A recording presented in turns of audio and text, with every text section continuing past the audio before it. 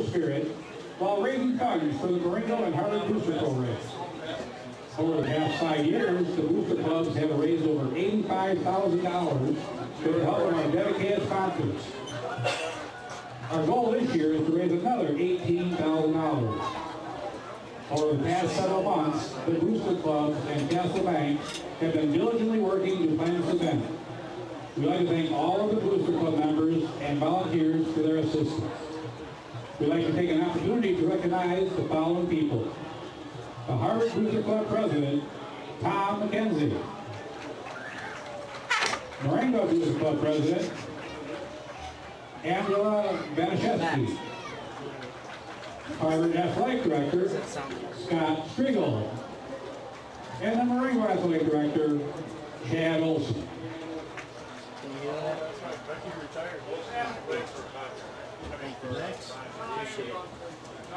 Without the support from both schools and their administrations, this event would not be possible. Ladies and gentlemen, I would like to introduce the following individuals.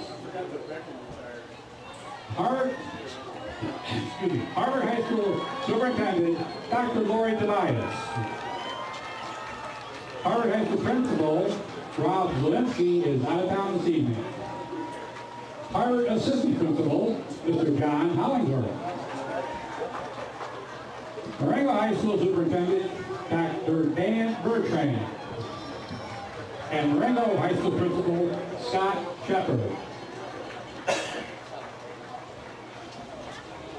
Next, we'd like to introduce our honorary coaches from Harvard and Marengo High Schools. From Harvard, please welcome Ed Haldeman. Mr. Ed Haldeman graduated from Harvard High School in 1949. After graduation, Mr. Haldeman joined the United States Marine Corps. He served 3 years with the Marines, including 1 year serving in Korea during the Korean conflict. After serving his country, Mr. Haldeman returned to Harvard and went to work for Dean's Food, where he worked there for 44 years. Mr. Haldeman is past president of the Harvard Booster Club. During his tenure with the Booster Club, Mr. Haldeman and a handful of volunteers were responsible for the construction of the track around Dan Horn Field.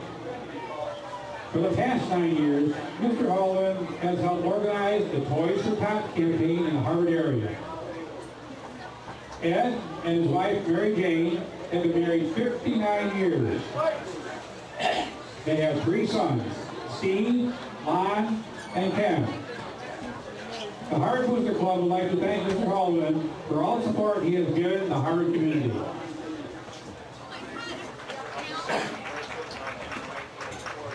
From Marengo, we have Laverne Lautenbach. Laverne has been an active member of the Marengo community for many years. His dedication to the community and to student athletics within the city are second to none. He is continually working on improving facilities, leagues, and players. Laverne has coached and developed the talent of Marengo's youth, not only giving them the skills they need, but also helping develop strong character. Laverne and his wife Betty have 3 children and 3 grandchildren. Laverne, Marengo would like to say thank you.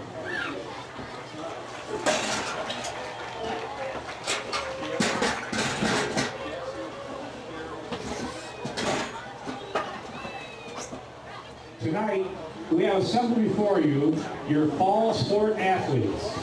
We'd like to thank all the athletes for helping sell over 1,200 tickets for tonight. It is my pleasure to now introduce our fall athletes in your parade of athletes. Please help me welcome each of these teams. Coach Haldeman and Coach Lautenbach, please lead us in our very own parade of athletes.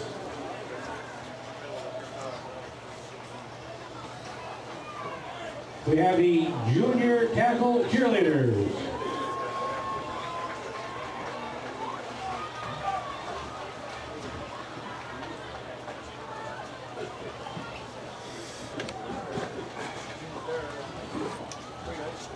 Yeah, they're like, we start out about 6th grade. Next, we have the junior tackle football players.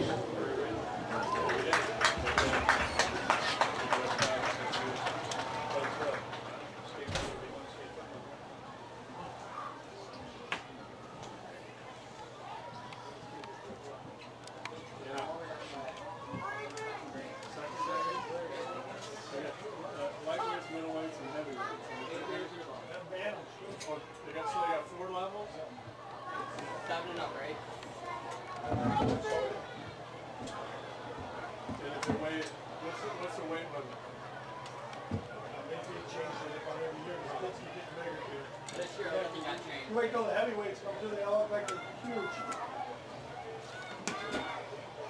I think you're like 4 of them are junior tackle right now. Next, we have our cheerleaders.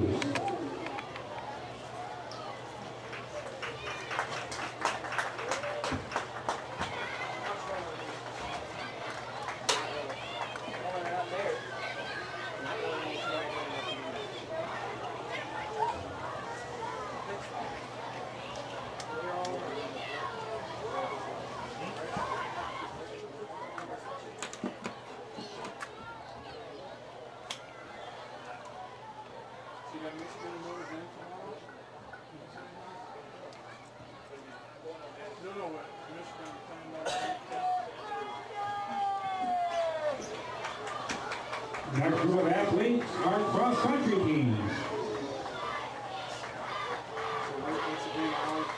was rooting for a tie in that when they started this playoff game. Suddenly, I figured the tie was either one to the national championship. Well, good to go.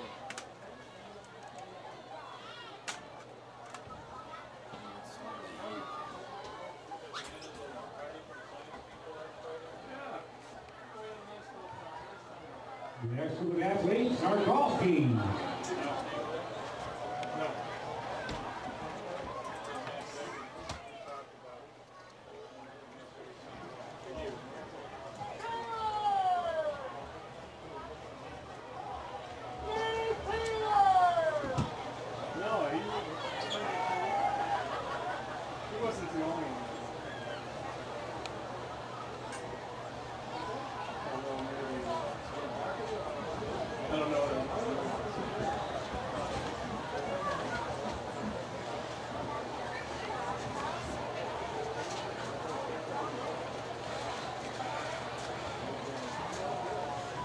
Next group, football team.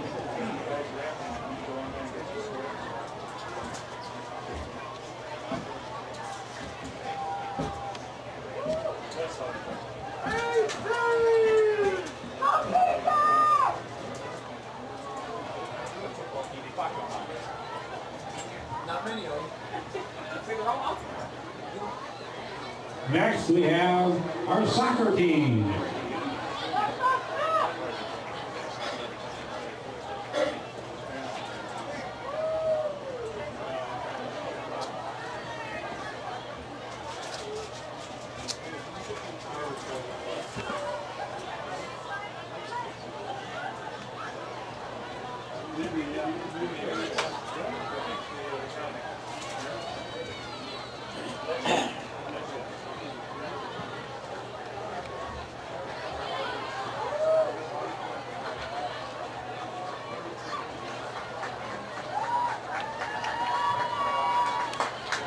Next we have the tennis team. When did we get a tennis team? We don't know. Yeah, I know. We got 2 courts. Yeah, we do. We got 2 nice courts that I never see anybody Never seen play. anybody playing there. You never see anybody play.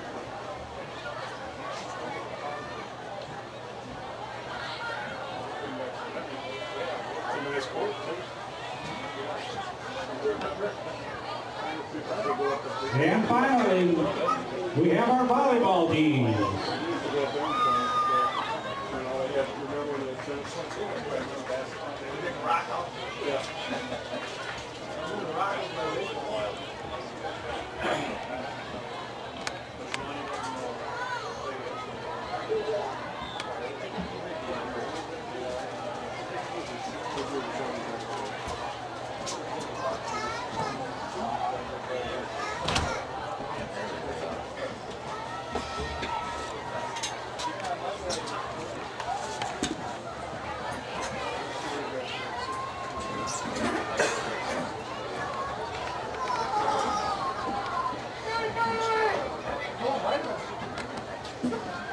Yeah. The one that had, where he was about the shortest guy? Yeah. He still goes in every day, but he got the Castle? Yeah. Did he ever, Ladies and gentlemen, let's show our appreciation for your 2012 fall sport athletes and their coaches.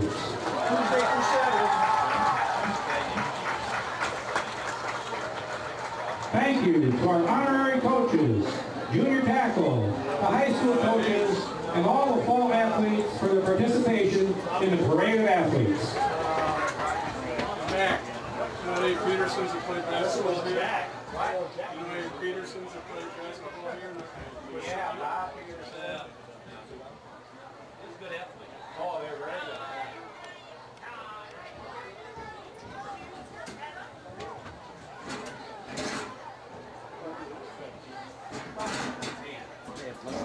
At this time, we'd like to recognize the 2012 Challenge sponsors. Sponsors, as I read your name, I would like each of you to step forward and acknowledge the crowd. Audience, please hold your applause until the end. Arrowhead Industrial Park. Box. Castle Bank Harvard. Castle Bank Marengo. Erectitude. First place promotion and award. Frank Jurgen and McKenna PC. Harvard City Council. Harvard Rotary Club. Harvard Subway. Marengo Signs. Mercy Hospital. Northwest Herald. Swedish American Medical Group Marengo. The Frost Group Incorporated. The Harvard Main Line. And the Marengo Union Times. Ladies and gentlemen, let's put our hands together to show our appreciation for our challenge sponsors.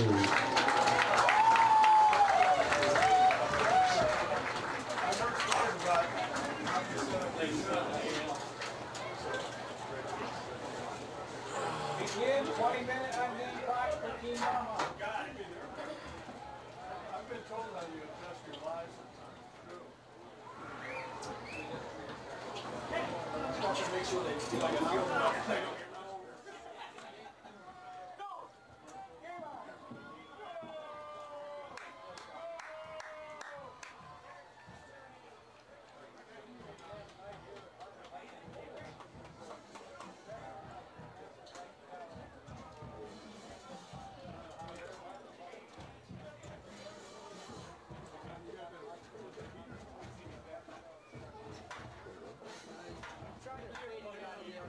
There's a lot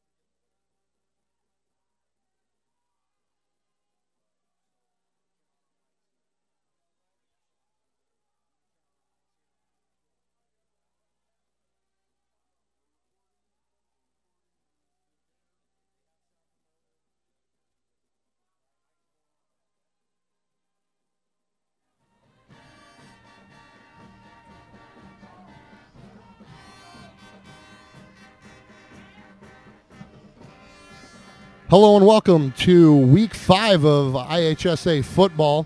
I'm Nate Wright here with Dan Justin, my partner for the first time this year. It's nice to have somebody else up here working in the booth with me. We're here at Harvard High School, a little unique thing as well, here for the Castle Challenge. You saw the Castle Challenge sponsors, and all the parade of athletes have already gone out, and so we're getting ready to start football here, getting warm-ups. We're about 9 minutes till kickoff. Tonight's game is between the Marengo Indians, the visitors. They are at 1-3 on the season, and the home team tonight is the Harvard Hornets, who are also 1-3.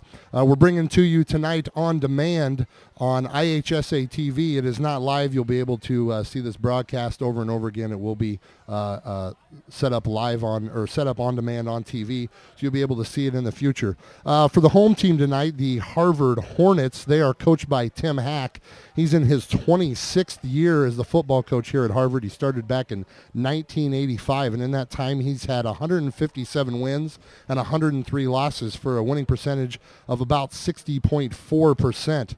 On the season so far, they started off the season with a win against Rock Falls at home.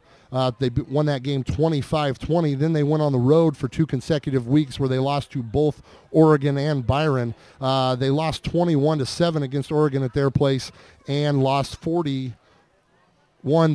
against Byron at their place, and then came back home last week and lost a heartbreaker to Burlington Central, the Rockets from Burlington Central, 21-9. In the season record, or the career record between the Harvard Hornets and the Marengo Indians, in the past, since 2001, Marengo has failed to get a victory. Harvard's had a nice little streak going here, and since 2004, Marengo hasn't even got within 27 points. But both teams tonight are 1-3, so they're looking for an opportunity. This could be a very good ball game. Harvard defensively will come out in a 4-4. They're a team who likes to get in your face, get you in uncomfortable situations, and they're going to try to cause turnovers and get the ball back, and then they like to put the ball on the ground themselves and run the clock. So they're a very possession-oriented team. Offensively, they're run. They'll be in a pro-style offense. Tight end, 2 wide receivers split out in each direction, a fullback right behind the quarterback under center most of the ball game, and the tailback split all the way back. As far as their weapons on offense, Dan, why don't you tell us a little bit about the weapons for the Harvard Hornets? Well, offensively, they like to run a good old running back tandem with Sammy Solis, rushing on the year 311 yards. Christian Kramer, running back, is rushing for 302 yards on the season. Their best receiver right now is Justin Nolan with 124 yards receiving with 19 receptions. Passing, James Musgrove is 31 for 48 with 284 yards on the season.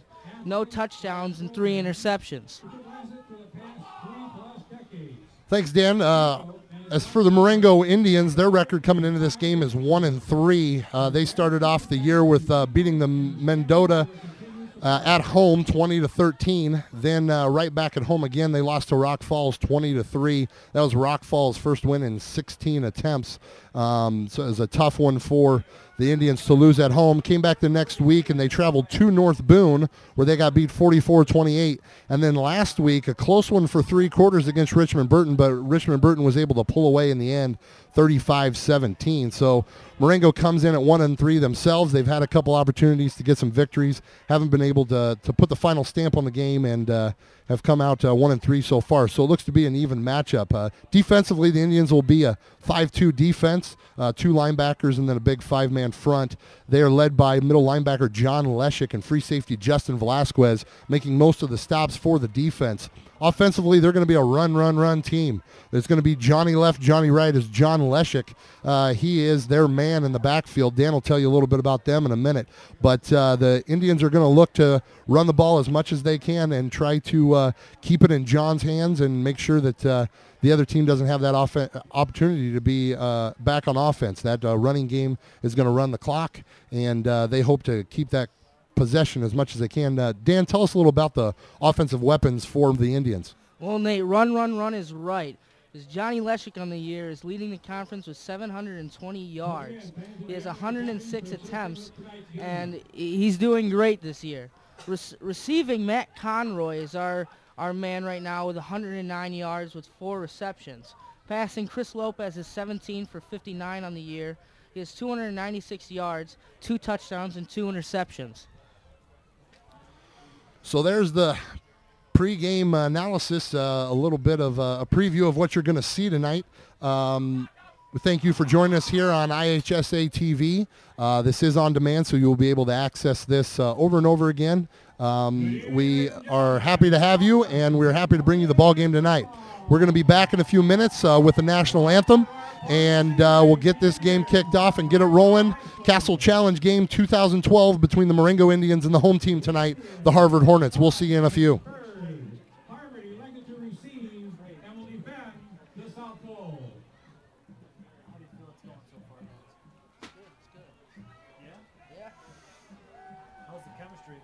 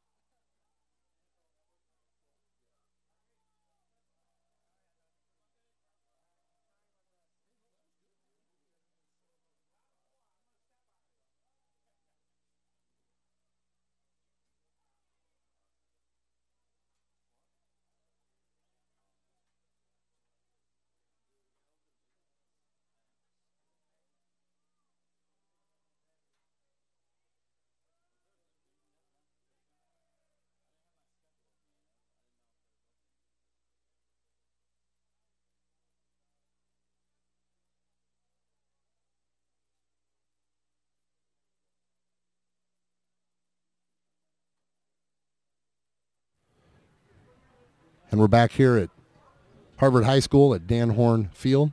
We're going to have the marching band from Harvard, and I think a little combo here between Harvard and the Indian band. We'll both be playing the national anthem here tonight. Sit back, relax, enjoy the national anthem, and we'll be back with football in a moment. Ladies and gentlemen, please rise. Gentlemen, remove your hats for the playing of our national anthem.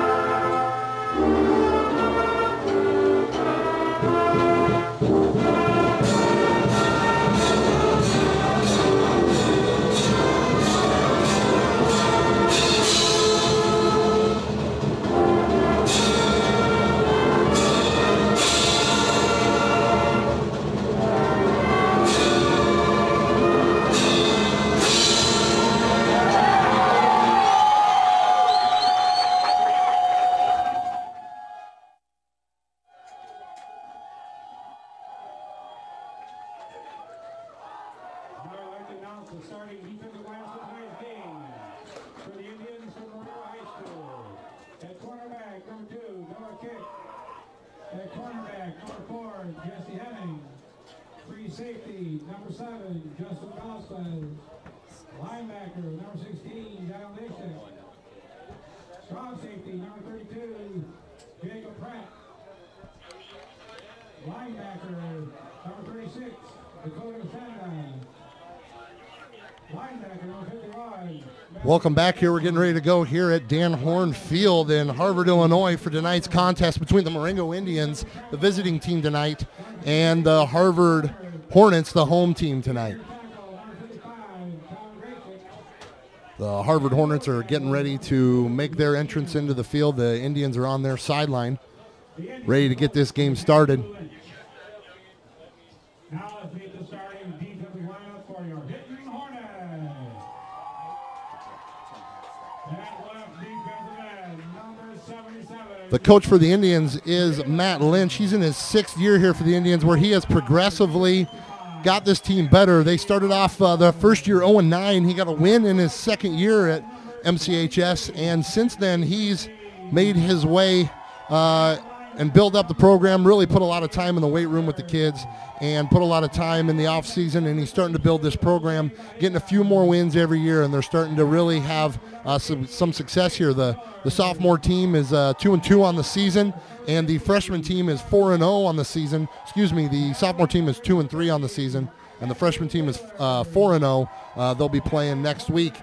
So there is some hope down the pipeline a little bit, and the Indians have had a couple tough losses this year, so they're looking to get a win tonight and get to that elusive 5-win mark that gets them in the playoffs. As far as the Harvard Hornets, Dan, tell us a little bit about the Harvard coach, Tim Hack. Well, Tim Hack has coached 26 years here at Harvard. He has a .604 winning percentage. His totals are 157 wins and only 103 losses. He's coached here since 1985. He's also the wrestling coach here, which is pretty cool. Yeah, in that time, the field is named after Dan Horn, and in their time here at Harvard between Horn and Hack, they are 348 wins out of the total 446 wins in the history of Harvard football. That's over 75% of all the wins, so they've been here for a while. And in fact, as far as if you think about it in terms of years, in the 89-year school history, Hack and Horn have coached 68 of those years. So you take the 26 years or so away from that, that means Horn was here for a good 40 years. So he put some time in here in the football program, and they've really together have made this a place to be. So we're going to get things rolling here. Both teams come out to kick off. It's going to look like the Indians are going to be kicking off here tonight. Kicking for the Indians will be number 7, Chase Heinberg. And back deep for the Hornets, I'm going to get their numbers here in a minute. Having a hard time seeing here tonight.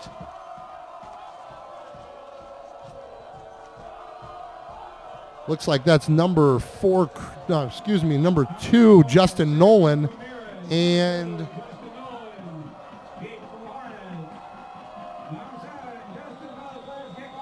looks like number 34, Sergio Ramirez, possibly back there deep. So there is Chase Heinberg's kick. It's going to roll past Nolan. Nolan's going to have to jump on it, and that's not exactly what they're looking for on the opening kickoff. That is a nice start for the Indians, though. So a little pooch kick there, and kind of takes a bounce, kind of hit the dead area of the field there, and got a good Indian bounce. And so the Hornets are going to take over from their own 17, 1st and 10. Like I said, we got a tight end. This time they're going to go twins right under center, and they're going to give it up the left side to away from the receivers, and met with by a host of Indians right in there. One of them in there is Chase Heinberg, number 17, and number 4, Christian Kramer on the carry.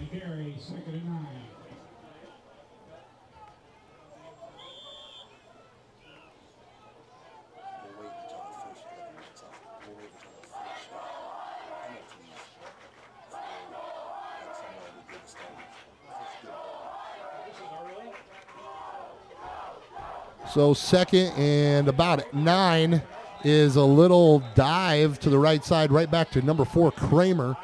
He gets a gain of maybe 1, and that's a 3rd and 8. Good start here for the Indians, Dan. Yes, it is, Nate.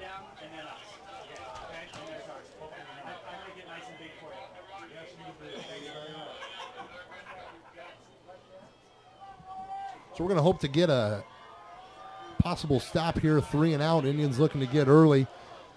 Harvard looking to get something going here on offense. 2 runs right in a row, and it brings them up to a 3rd and long. Quarterback underneath, hands it up the right side to number 23, the fullback, Sammy Solis. And he gets close to the first down, maybe a few more. He looks like he's going to be just short. They're going to take a measurement here, the officials. Let's give you the offensive starters for the Hornets. Starting at quarterback is a junior, James Musgrove. At fullback, a senior, number 23, Sammy Solis. At running back, a sophomore, Christian Kramer. The wide receivers for the Hornets are Justin Nolan, he's a junior, and Michael McKenzie, he's also a junior. Across the line, starting on the left tackle, you have Victor Saucedo, he's a senior. Left guard, Brandon Pena, he's a senior. At center is Travis Heck, also a senior. Adam Freeman on the right guard, he's a junior. Junior Dakota Trebies is the right tackle, and the tight end for the Hornets is Tate Miller. He's a junior. The defensive starters for the Indians tonight, cornerbacks are Noah Click and Jesse Henning. Free safety Justin Velasquez, he's a junior. Jacob Prada Jr. at strong safety. Linebackers are both seniors, Dakota Sanda and John Leshik. You'll see their name called often tonight. Across the line, right there in the center is senior Luke Keenum, the big man in the middle, starting at nose guard tonight. The D tackles are Jeff Werner and Tommy Graysick. And as far as the DNs are concerned, they do a little DN linebacker between Vogel and Panducci. So back to action here. A little dive up the middle. Harvard taking a chance there, and they go right up the middle and get enough for the first down. The offensive line got the push, and that was Solis, number 23 on the carry, picking up the first down. And so we'll reset the chains. 1st and 10. Interesting call there for the Hornets. They're going for it on 4th down, Dan. It was a nice little run up the middle. So the Hornets will take over 1st and 10. They're on the 29-yard line in their own territory. Little pitch left to Kramer. He's got a gap, and he's brought down. A nice tackle there by Velasquez. Good to see the free safety coming up there and making a hit. It really was, Nate. It was a nice jam. Take him down. You know, in that open field, it's important to hit the legs of the running back, get him down, because in open field, you're going to have a hard time breaking down and actually wrapping up. So you try to get down there, get in the feet, and you are looking to try to get that tackle versus wrapping them up. Back underneath the center, it looks like fumble. Ball's down. It looks like they're going to recover.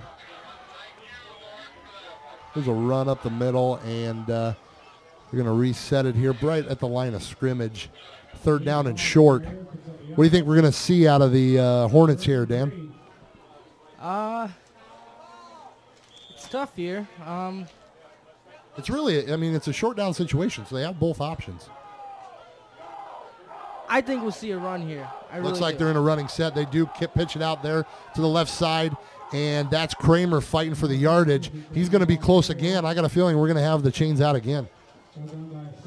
You know, really, this is going to be the story of the game. Run and run and run some more. You know, you're absolutely right, and both teams are going to try to run the clock and keep the possession as much as they can. Officials aren't going to bring out the chains. They're going to automatically give the first down. They think it was enough, and Harvard bench and the Harvard sideline certainly agreed with that, so they're going to line it back up again.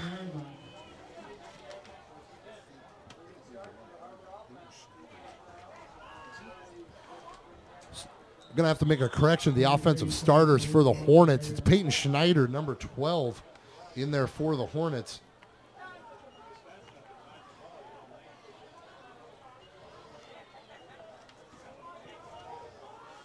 Schneider is a Looks like he is a sophomore in there. Sophomore quarterback, plays quarterback and D-back. He's 5'9", 135, and he's running the offense tonight for the Hornets.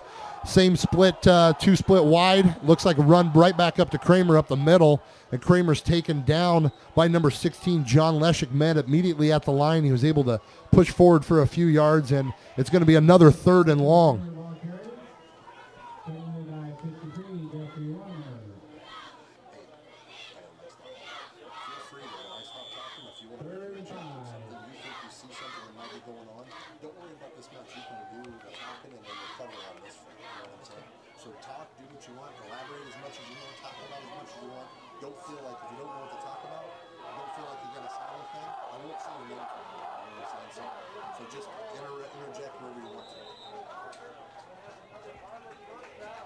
Another play, another run. We haven't seen the ball be aired out yet. That goes to Kramer again, and he has a 1st down. And so Harvard's really moving down the field. Now they're in midfield and looking to push it into Indian territory and get this thing going.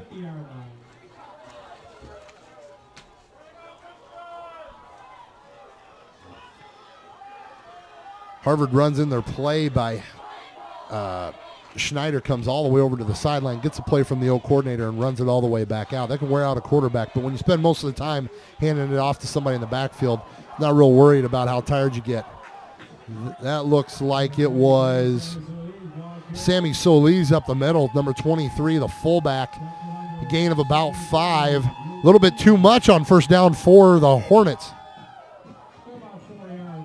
Hornets seem to be getting what they need on 1st down, and that's really the key to the game. Get as many yards as you can on 1st down, and then you have a little bit to play with for the rest of your downs. A little forward motion on the receiver, and we're going to have a flag on the play. That looks like number 2, Justin Nolan, with a little premature movement there.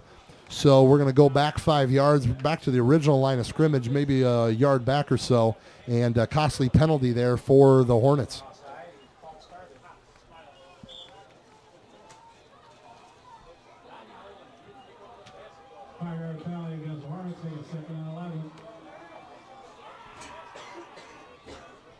So just as I say, 2nd and short is good, 2nd and long is not. So now they're going to have to try to get as much yardage as they can, so 3rd down is more manageable. And it goes out right to Solis, and he's brought down by the collar, grabbed onto a sleeve by, looks like Leshik, the linebacker for the Indians, and he gets back to where they were before the penalty. That's going to be 3rd and 6 for the Hornets. Another long 3rd down. Dan, you think we're going to see the first pass of the night out of the Hornets? I don't know. They're pretty content with the run right now, and rightfully so, because they've had some pretty darn good run protection. Absolutely. So, Dan, absolutely right, just as you said it. Right back to Solis, and just what the Indians need, a big stop on 3rd down, and I believe we're going to see the punt team. We're going to see the punt team. I don't think they're going to go for it this time. So, first punt of the night for the Hornets, and the Indians get a stop. First possession for the Hornets winds up as a... they got about 40 yards on the possession, and it's going to stall out here on about the 46-yard line.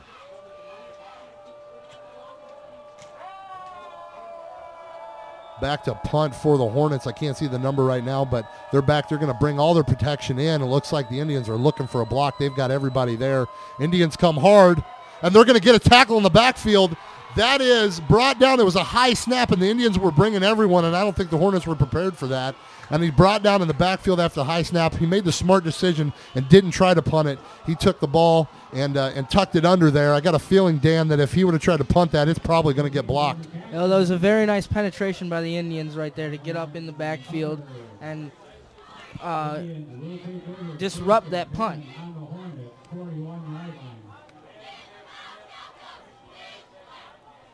So the first time we're going to see the Marengo offense tonight, they're going to run pretty much similar to Marengo's offense. It's pro formation as well, fullbacks, tight end, tailback. First play of the game, this is not what we normally see. It is a pass, and it's just a little bit out of reach for the tight end, Dustin Rondorf. Dan, he's a big tight end. He's got a big reach, but that's a little bit too far out of his reach from Lopez. That was very, very surprising, I must say. You don't normally see a a run out of the Indians on the first play, but there it was, a little rollout right from Lopez. Missed an open receiver, actually, but he kind of had to throw a little lob there and just too much. So back in the same I formation, split receiver right, another one left. And like I said, it's going to go to Leshik up the left side, and he gets a gain of about 3. Hard run there. One thing about him, Dan, is he will get that ball, and he may get stopped in the backfield, but that's not all the yards he's going to get out of the play. Yeah, he's a very good power runner, very downhill oriented. Absolutely, he's gonna get that ball, and he's gonna get hit, but he's gonna carry men down the field 4 or 5 yards with him. That's what he did right there. He got 4 for the Indians, and they have a 3rd and 6. Lopez under center. He's gonna hand it directly off the right side to Leshik. Leshik, a gain of maybe 1 at most, back to the line of scrimmage, brought down by a group of Indians, a group of Hornets, including number 34 Sergio Ramirez and number 88 Tate Miller.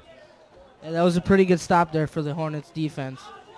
Just what they needed, and it looks like Indians are going to punt here and pin them back deep. That's back deep for the Hornets is number 6, Chance Shelton, and number 2 looks like that's Justin Nolan back there.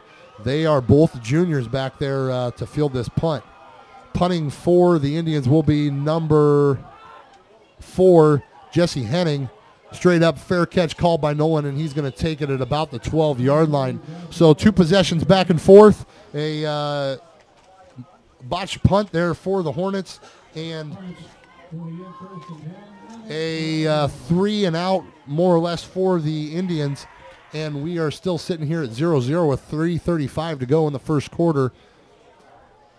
Be 1st and 10 for the Hornets on the 12-yard line. But again, Dan, Hornets start deep in their own territory. That was a very nice punt to pin them back in their own territory.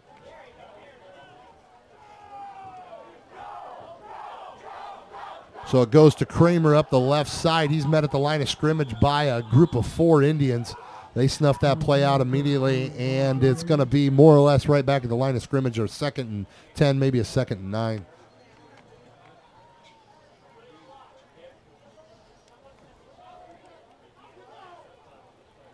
Flag on the play, limited single chop block against the Indians. They're going to call, if we got a flag on the play, they're going to call, I believe that's a below the waist. They're going to call that a chop block. In the open field in high school football, you can't take out the lead blocker by diving at his feet. You are allowed to, you're not allowed to go at the knees in the open field on either side. It can be done at the line, but in the open field, it's not allowed in high school football. It's an injury protection. And, unlike the NFL, these are not replacement refs. They do know what they're talking about. You're exactly right. They are not replacement refs. These guys are trained IHSA officials, and to do a big game like tonight, you need the solid officiating crew. And I think we have one here tonight. That play right there was Sammy Solis up the right side, and he's brought down by a few Indians. Never went down, actually, but forward progress was stopped, and the officials blew it dead.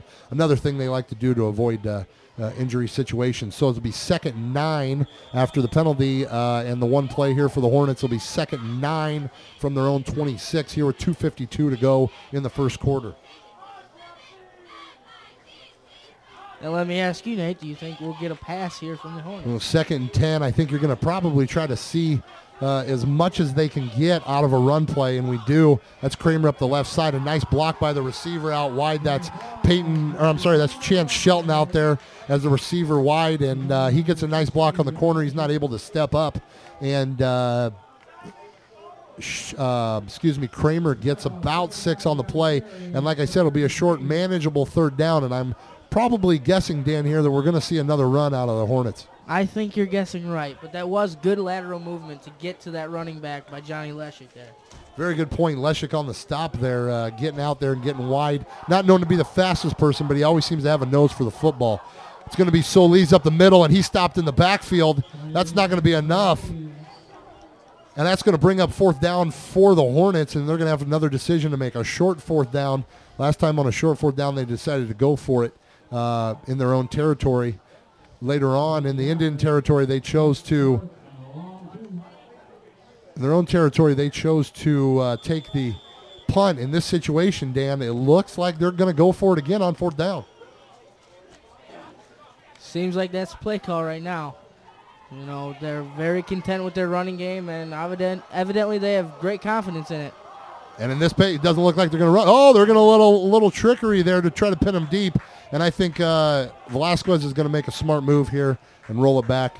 Great play there. A good decision. You put defense in a position where they had to make the decision. Dan, what do you think about that call? I think it was some pretty smart and clever deception by the Hornets. I really like that call.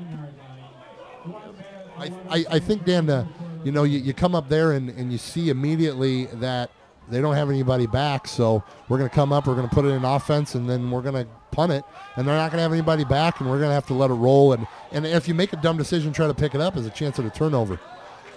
Showing blitz there for the Hornets, and it's a handoff right up the middle to Casey Doyle, number 33. It's his first carry of the night for a gain of about 2, and it'll be 2nd and 9 for the Indians.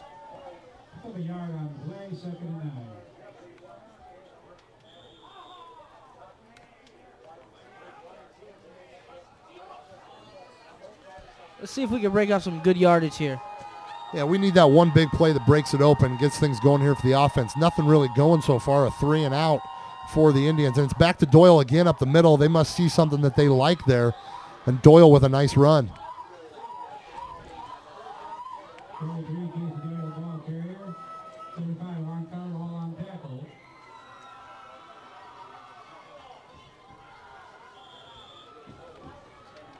Doyle with a gain of about 7 there. Brings up a manageable 3rd down for the Indians. That was Juan Carabal on the tackle for the Hornets. He's their nose guard, junior nose guard, and he stepped in there and got the tackle downfield a little bit. Looks like we're going to have, that's the end of the first quarter, and after the end of the first quarter, we've got no score on the board here at Harvard High School, Dan Horn's Field. Game 5 of this football season, no score at the quarter. Indians will have it coming back to start the second quarter, 3rd and 4. We'll be back in a few minutes here from Dan Horn Field.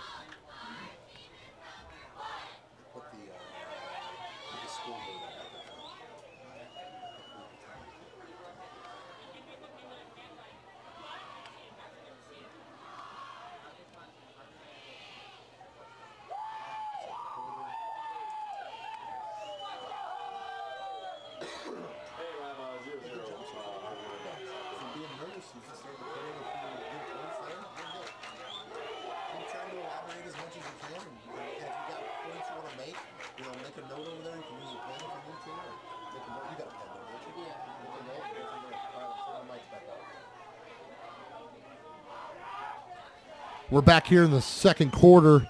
Dan Horn Field, no score, 3rd and 4 for the Indians, and we're going to get things rolling right away. Indians come out in their normal I formation. Tight end split right. Rondorf is the tight end. Lopez back for the pass. He's going to throw it, and he hits Conroy on the right side. A little back shoulder pass, and what do you know, Dan? A little pass play there on 3rd down gets a 1st down for the Indians. You know, it's good to see us passing the ball. You know, I've always thought that we could utilize our running game very well, but we should also use that to open up our passing game as well. Absolutely, and I think one of the big things is getting some passing plays early in the game, and so then therefore you develop that chemistry with your quarterback and he gets in the flow of the game. It's going to be Leshik up the middle, and a good penetration there by the Hornets, and Leshik is brought down immediately by number 50. That's Travis Heck, the middle linebacker. He's a senior for the Hornets. And that was a heck of a play by Heck. That's a pretty good name for a football player, one of those that probably not the first time he's ever heard that one. Probably not. So right back to the I formation for the Indians. Lopez under center. Backfield is Doyle and Leshik. Lopez back to pass again, a little out pattern to Conroy, and he was trying to set his feet as the ball was coming to him. A little high. You think that was catchable? It was a little high, but I think it did nip his fingertips though a little bit. You know, one of the things they say is if it hits you in the hands, better catch the football. So tough break there for the Indians. It'll be a 3rd and 9, a long play. And first time you really seen the Indians make an attempt at throwing the ball on 2nd down, especially 2nd long. So it doesn't pay off that time. 3rd and 9. And the Indians are going to come back here looking to pick up a first down. It's going to be Lopez dropping back again. He's got a rush on him. He gets out to the right side. That was a nice block. Nice move, a nice block, but brought down short of the line, or short, right at the line of scrimmage. It looks like they're going to call him out, stepping out of bounds, and that's going to bring up 4th down, and we're going to see an Indian punt. So just as we say run, run, run, Dan, we go 3 out of 4 pass plays.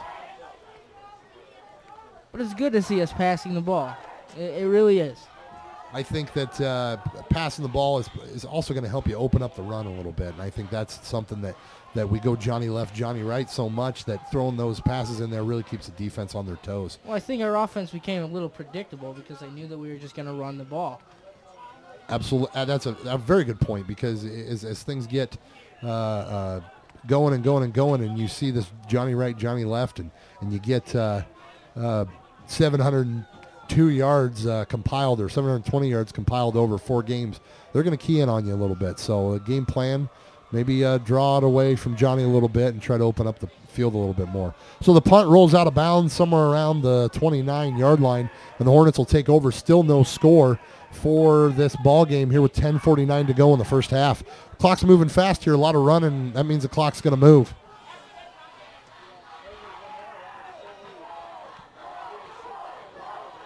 Little pitch out right to Kramer, and Kramer loses his feet. It has been raining all day, Dan, and I think that's going to start to come into play as they wear down this field. You know, but rain is good run weather, though. So that's a good point there too. Rain does help the run, but as long as we keep the actual drops coming out of the sky away, we're still going to be able to see good hands on the ball, and so it's not going to affect that so much. But as they beat up the ground, then they're really going to have to really start to try to run straight forward. Those little pitch outs are going to be a lot tougher. That looks like that is Solis on the carry, I believe, there for the Indians. A gain of a few after the little slip on the first down play. The second down play is right to Solis. Little off-tackle play there for a gain of about 9. Brought down by Dakota Sanda, 36, and John Leshik, both senior linebackers for the Indians. And the Hornets come out in their first shotgun of the day. But it's a run, and brought down immediately in the backfield. Fumble. Absolutely good call there. Fumble and recovered by Leshik, number 16. Solis, a little draw play. Solis loses. Stripped that ball, too. He came in on the strip. Leshik gets a strip, and the Indians take over. So turnovers. That's going to be a big key to tonight's win for the Indians. You know, that's something that Coach Lynch said that the Indians need to not do is turn over the ball. It's kind of hard to win when you don't have the ball in your hands. Absolutely, and causing turnovers, you win that turnover battle, most likely you're going to see your name on the high side of the scoreboard at the end of the night. So Indians take over after the break at the 29-yard line of the Harvard. Best starting field position of the night for the Indians, and it's John Leshik, a little off tackle to the right side, a gain of a few. Brought down in the backfield by number 34, Sergio Ramirez. And so after the turnover, Indians go right back to the run. Probably going to see a lot of run out of them now that they're in Harvard territory. They can eat some clock, keep possession, and maintain field position as well.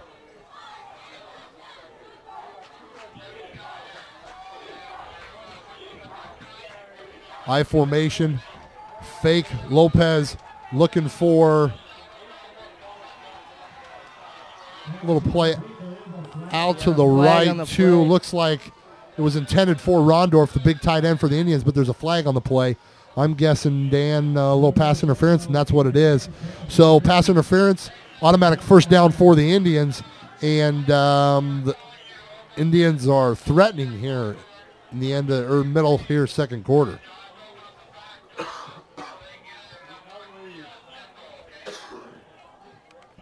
know, that last play is exactly what the run game is going to give you. You run the ball effectively, it's going to open up that play action passing.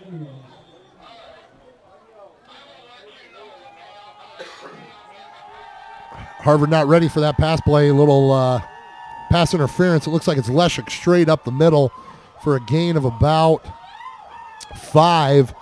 First good, real solid run play for Leshek on the night. But I do not think it will be our last by Johnny Leshek, though. No, absolutely not. It's going to be Leshek probably the rest of the way in the end zone here if they can. 2nd and 5 for the Indians. I formation, tight end right. Leshek in the backfield with Doyle in front of him. Leshek up the middle, right off the back shoulder there. Interesting takedown there, kind of a spin move to take him down. And it's going to be 3rd and short here. Indians can get a first down without getting the end zone. Be nice to get a first down here, at least if they can't get all the way in here on 3rd down. And I really think that we should go to the passing game right here. I think they are thinking that it's going to be a run. I think we should have some play action pass here and throw it up to Matt Conroy. Well, let's see what we got going here. It is going to be a run to Leshek, and he's going to be stopped right at the line of scrimmage.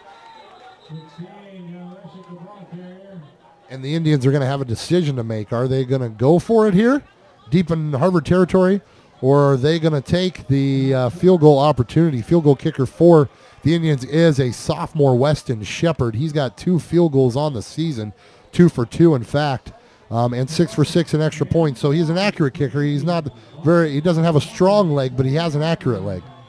And the Indians make the choice to go for it. So 4th down here so far in this ball game. Harvard's gone for it twice, and the Indians are going for it here. 1 yard away, let's pound it in. And it looks like it's a right up the middle Lopez keeper, and it's enough for the first down, not enough for the touchdown, but it's going to get them down to the 1 or 2 yard line. And now, Dan, you got some decisions to make on offense, some decisions to make on defense with 1st and goal from the 2 yard line.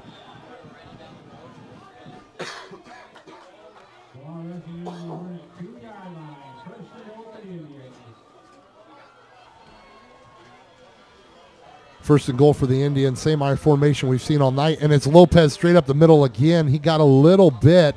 I don't think it was enough for the score. They're going to put him probably about on the 1 foot line, and it's going to be 2nd and goal.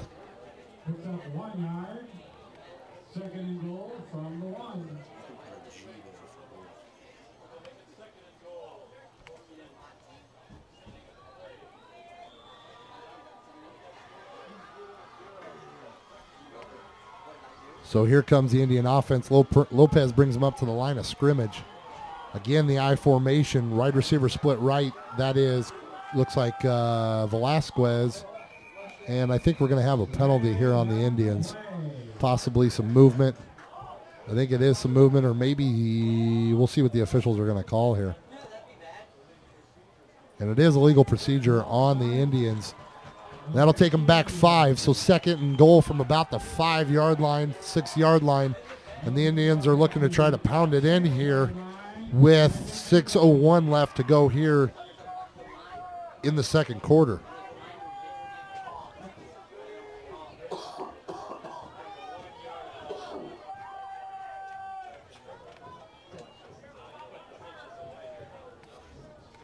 So they go from 6 inches away to 6 yards away. And same I formation we've seen all night. Lopez under center. Pitch to Leshek, a little crack block, and Leshek's looking to get out. They flag on the play, and I don't think we're going to have, I think it's going to be holding or perhaps block in the back here on the Indians. A lot of flags here, Nate.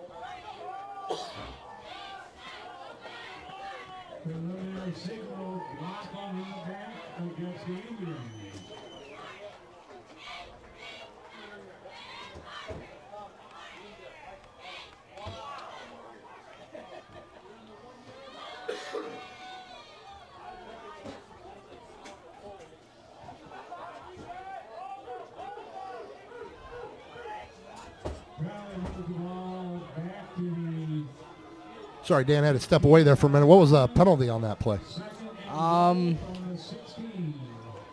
Couldn't tell you right now, actually, Nate. I'm going to guess maybe a hold. I'm thinking Back you're about right. 10 yards, so we're going to go second and goal now. Now we're way back from the 15-yard line. Indians are going to have to work a little magic here to get in the end zone. I would say, in reality, Dan, if you don't get in the end zone, it's not the worst of things. You do have a field goal kicker. Who is pretty accurate.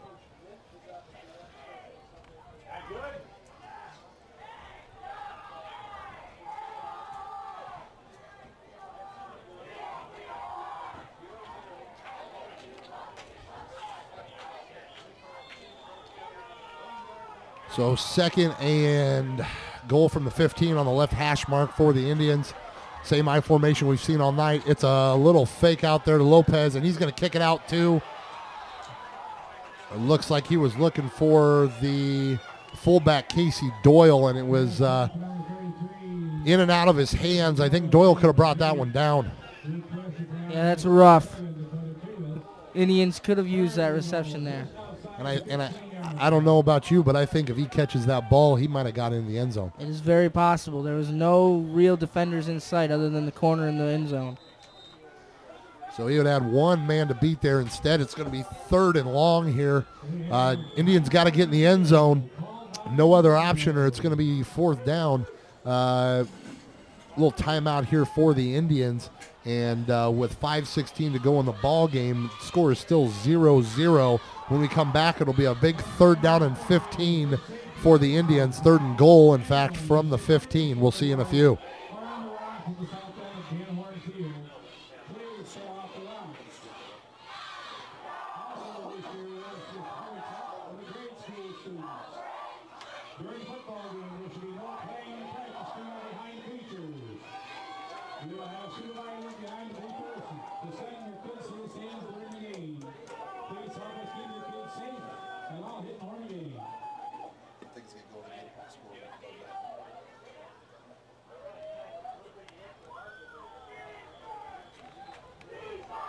So we're going to come out of the timeout here. Indians in their third possession of the ball game, looking to get in the end zone. It's the first real scoring threat of the game so far. Here the Indians down at the Hornet 15. They're going to go trips right on this play, a little new formation we haven't seen yet this early in the ball game. Sprint right, nice play there in the back, a little block in the backfield, and Lopez throws it behind the receiver. And that's going to be, they were looking for Leshik out there on the right side, and we have a fourth down, and it looks like they're bringing the sophomore Shepard in to kick this field goal. You know, he threw it a little behind Leshik, but that was a very, very catchable ball. Yeah, this you get down in these tight situations, it's important that you concentrate, pull that ball in. So here we go. We're going to have a 32-yard field goal for Shepard. He's hit a 35-yarder in the year, so it's definitely within his range. Hold is good, snap is good, kick is up. It looks like the kick is going to be short. He got a little bit under it, and it is no good. So the Harvard Hornets will take over right there. Indians unable to come away with any points. Snap looked good, didn't it, Dan? Yeah, the snap was good. A lot of backward spin on the ball, though, after the kick. Yeah, it did look like he maybe got a little bit under it, tried to get too much up in the air and didn't get enough of a line drive on it, had a lot of backward spin and just not enough distance. So Indians kick a field goal but miss it, and the Hornets take over, so their turnover doesn't come back to haunt them, and they're going to take over deep in their own territory. Kramer up the left side, stopped and brought down by 3 Indians. That's Justin Velasquez on the tackle. Looks like it was Kramer on the ball carry.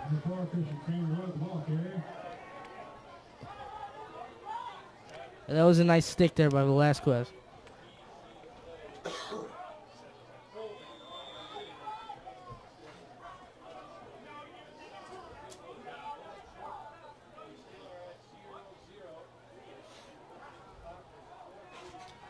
We're going to have carry. Kramer got about 3 on the carry there, so we're going to have a 2nd and 7.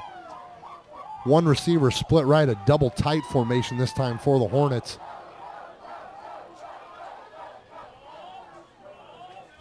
And that's Kramer again. He's able to keep his feet there, put his hand down on the ground. Pretty athletic move there by Kramer. Yeah, very good balance. So Kramer gets maybe a yard. It's going to be 3rd and 6 for the Hornets. So Indians looking to come right back here and get a big defensive stop and force a punt after not able to get in the end zone themselves. It'll be 3rd and 6 here. 3:48 to go in the half. Quick first half here. A lot of balls on the ground. A lot of time running off the clock.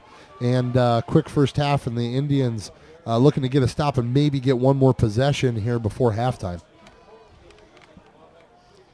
Double tight again, split back formation. It goes to Kramer up the left side. He kind of dives inside, makes a cut there, but brought down by Velasquez and number 52, Justin Vogel on the play. Vogel's a junior for the Indians, plays linebacker / DN. Sometimes the Indians will go with a 3-man front and bring their linebackers back, but most of the time they go with a 5-man front with the DNs down on a hand and looking to get penetration and stop the run.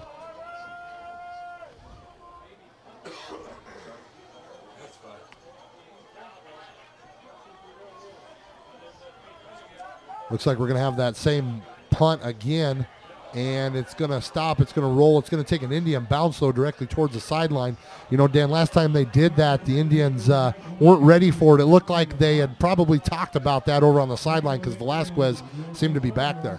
Yeah, he did fall back into coverage thinking that was probably what was going to happen. You know, it's a unique play there, but it is smart because on a 4th and short, now you have the decision. Do we have the look we want? And we can go for it, or do we step back and take the punt? And they step back and take the punt. So the Indians get one more possession, 2:43 to go in the ball game. No score. Indians looking to get on the board here before the half and go in with a little momentum. We're going to have a flag here on the play, and I got a feeling we're going to have it's a false start. A lot of flags on the Indians tonight. Definitely a little unbalanced here. Not necessarily that the officials are being unbalanced, but that the Indians have had a lot of penalties that have brought them back. You got to think Coach Lynch is getting a little frustrated over on the Marengo sideline. As I think any head coach would be, have about 4 or 5 penalties here, and a lot of penalties that have taken you out of good opportunities. You had Harvard pinned back deep, and you get a chop block, and then you have yourself in there, deep in their territory, and you get a little motion and then a holding. So Indians will have a 1st and 15. Handoff to Leshik up the right side. He stopped right at the line of scrimmage.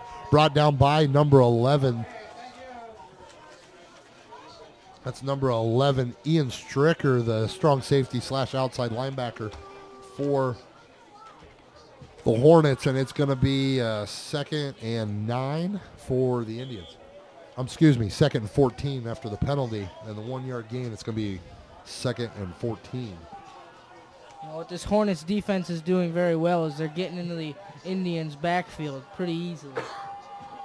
That's absolutely right. Handoff to Leshik up the right side. He gets a few, but just not enough, and he's brought down by a group of Hornets. Would you call that a swarm of Hornets there? Bringing down Leshik up the left side there. Remember, Nate, you're a commentator, not a comedian. I'm not going to quit my day job.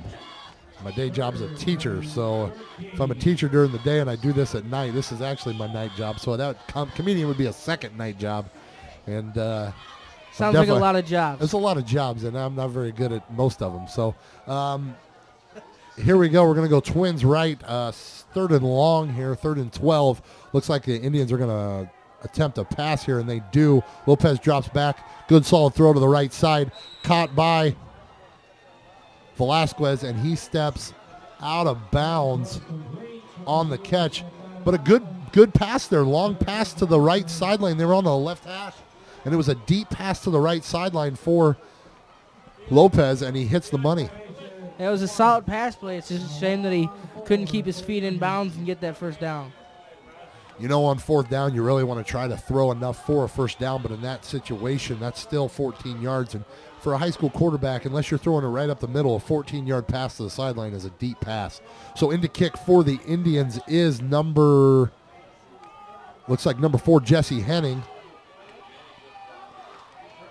The snap is good, and Henning's punt is a spiral up the right sideline, and it's going to take an Indian bounce and roll out somewhere around the 10, 11-yard line, where the Hornets will take over here with 1:10 to go. So unless we see something big here, I got a feeling we're going to go into halftime with no score.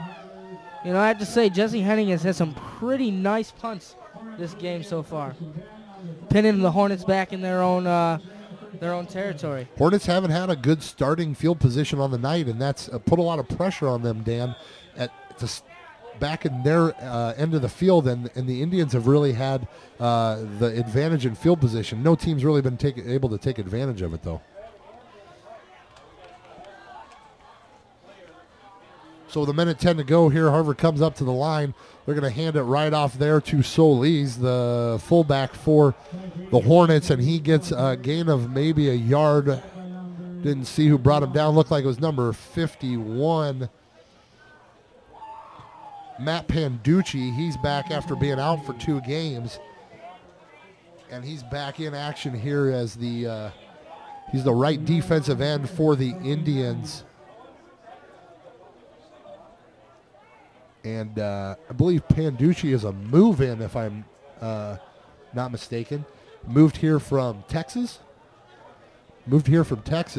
And comes in here to help the Indians as a junior, so he'll be nice to have around for 2 years. Comes right in and starts playing football, and it's always good to get those move-ins every once in a while that you don't see coming through. A nice little surprise every now and then. True statement right here, Nate. Matt Panducci is my next-door neighbor. Next-door neighbor of Dan Justin, so he's a lucky guy. Yeah, absolutely. So not only a football player, he gets the opportunity to play high school football, but he gets an opportunity to see Dan Justin every day. So Harvard's going to let the clock run out here, and that is the end of the first half. We are 0-0 here to start the ball game. We'll have a 20-minute halftime. Bands will perform. Pretty slow first half here, Dan. You know, it was, but, you know, I think surprisingly the Indians threw the ball more than we thought. And, you know, the Hornets, they've run the ball pretty much as we expected they would. Yeah, have we even seen a pass out of the Hornets yet? I do not believe so. I don't believe so either. So as we get things summed up here at halftime, Indians kicked off to start the game, a little pooch kick that kind of rolled back, pinned the Hornets deep, but the Hornets had a nice little drive to start the ball game, 40-yard drive where eventually they decided to step back deep for a punt, bad snap, and they were tackled, so Indians took over midfield. And then the Indians went 3 and out. Harvard comes back, has a 3 and out of their own, more or less. There was a penalty there that got them a quick first down before things ever got going, but they went 3 and out. Indians come back. That was when we saw the little trick punt play out of the Hornets. Indians come back. They have a little drive of their own, but they stall out with the punt, and punt ended up down around about the 29-yard line, and that's when on the very next play, Solis fumbles for the Hornets, and the Indians take over. Indians drive it all the way down to basically the 6-inch line, really the only threat they've had all night, and they are failed to convert it into any points.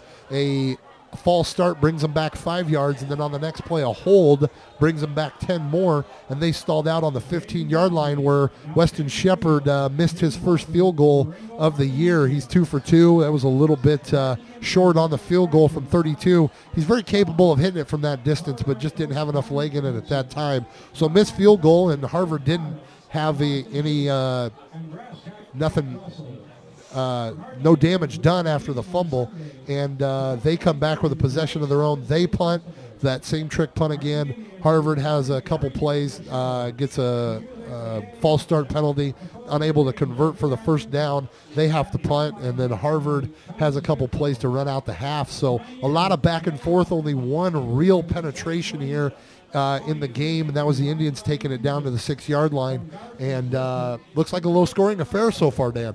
Yeah, we drove it down into Hornets territory, and it was a shame we couldn't get it in. And don't get me wrong, that was a very accurate kick by Weston Shepard. He just didn't get enough oomph into it, if you will. That's absolutely correct. And he's capable of hitting it from that distance. He's been back on the 35, 40-yard line, so he's capable of hitting it. I'm sorry, 25, 30-yard line. He's capable of hitting that deep kick, but it's just not enough on that one. So halftime here from Dan Horn Stadium, where we'll come back. It'll be Marengo ball come back here in the second half, and no score here from Dan Horn Stadium. Week 5 IHSA football, and our first road trip for IHSA TV, and first time having another announcer here with me, Dan Justin, and doing a fine job so far, Dan, and it's a pleasure to have somebody else working the mic with me. It's great to be here. All right, so we'll be back here in 16 minutes, 30 seconds to go here in the halftime clock, and we'll be back here from Dan Horn Field, where there's no score between the Harvard Hornets and your Marengo Indians. Be back in a few.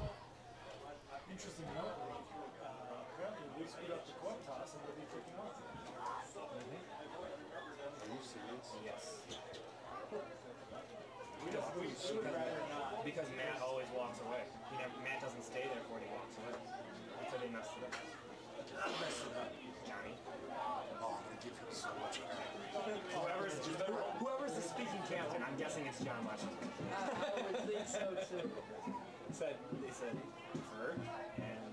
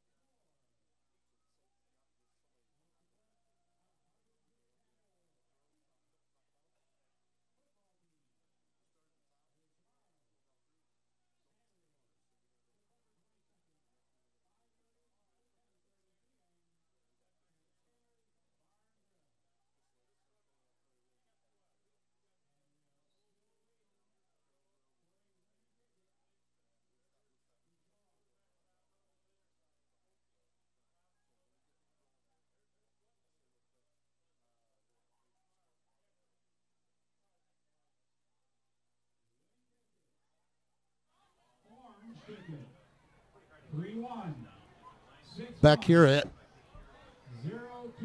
Dan Horn Field here in Harvard, Illinois, where we have no score currently. Still about 2 minutes to go before the second half is going to start. Few score updates from around the area. Dan, what do you have?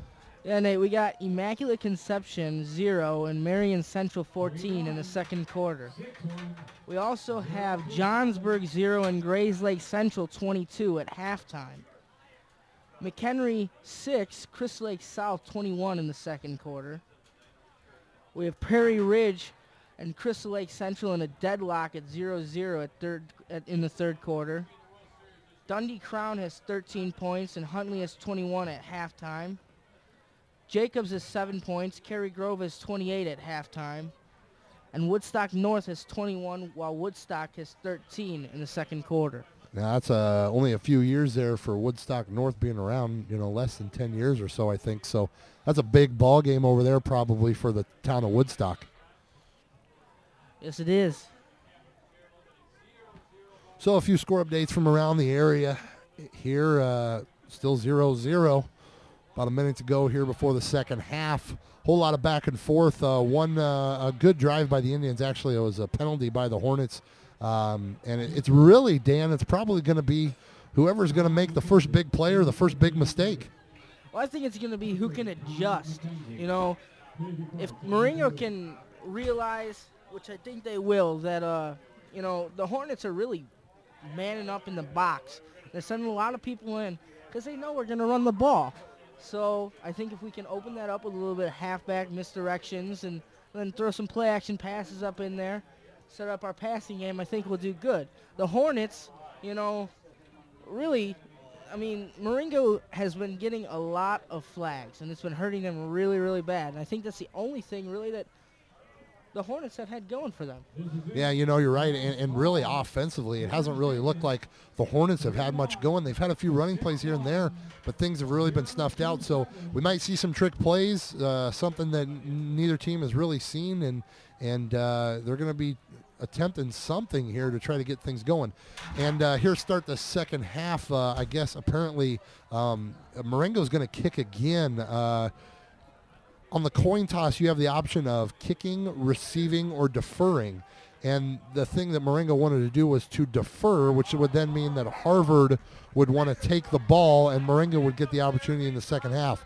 Apparently, whoever it was, the captains out there for the Indians, made a mistake and they wanted to kick. And so they said, well, we want to kick. And the officials took it as, okay, you're going to kick and you have the decision now. And Harvard's going to get the decision in the second half, and obviously Harvard decides they're going to take the ball. So hopefully this doesn't come back to haunt the Indians. A little mental mistake there before the clock even started running. So we're going to have Velasquez kicking the ball for the Indians. Probably see another little pooch punt a little pooch kick over into that dead area again. Right in the hands of, looks like that was 32 for Harvard on the kick return, maybe even 34. 34 for Harvard would have been their linebacker, Sergio Ramirez. He caught the ball. Anyway, it's going to be a first down for the Hornets at the about 36-yard line. Here right to start the second half. So Harvard's going to have the first possession coming back out here at half, 0-0, and here we go. Let's see if they do something other than run the ball to start. That's a very good point. No pass plays in the first half for the Hornets. Let's see if they come out right here as a surprise or go right back to their bread and butter, and they do. Up the left side to Kramer, stopped after a gain of about 3, brought down by a group of Indians. Looks like the main player or main tackler on the play was John Leshik. Little help there from number 51, Matt Panducci. And a gain of about 4, second 6 for the Hornets.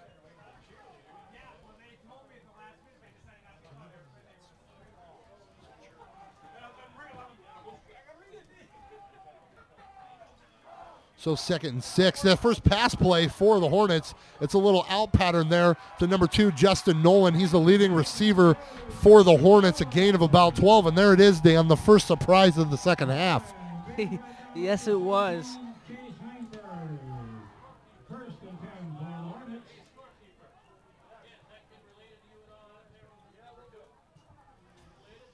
At the Marengo 47-yard line. So after the first down, the Hornets will take over 1st and 10, their first real entry into Indian territory. Left to play goes to Solis, and he gains about 2 on the play. It'll be 2nd and 7. After a 3-yard pickup.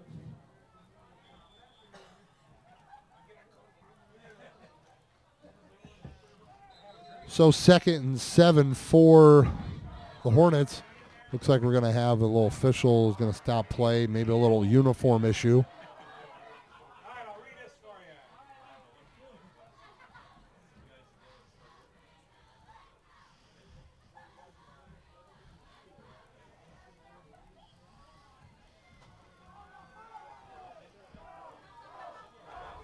Split receiver right. Handoff to Solis. He gets a gain of a pretty good gain there, a gain of about 7. And Solis gets close to a first down for the Hornets. Getting a little chilly here tonight as the temperature drops. Started out in mid-50s. We're getting down into the 40s as time goes on. Rain can pick up. It's not supposed to come back up around here until after midnight. So hopefully we're good and gone by then, because if we're here until midnight, that's going to be a long night of football. Receiver split right back, and it goes right up the middle. Matt Wheeler on the carry, and that's enough for a first down for the Hornets, and they're on a drive here to start the second half.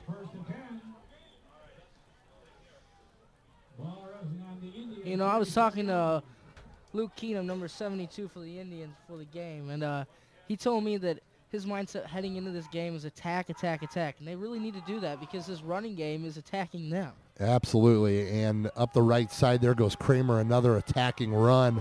Nice hit there at the end. Very nice. Who was that on that hit? Looks like Justin Velasquez on a nice hit at the end, but that was after a gain of about 7, and it brings up a short second down. And this is a good opportunity for Harvard to maybe mix in a little pass here and catch the Indians off guard. Interesting note, Luke Keenum's favorite food is spaghetti. Well, he being a nose guard, you need to get that spaghetti in there, keep that weight up and push around there, and hopefully he had his share last night in preparation for this ball game. Speaking of that, right there on that play was Luke Keenum right there in the middle of the mix. Maybe a yard on the carry by Kramer and brought down by combination of Keenum and Leshik.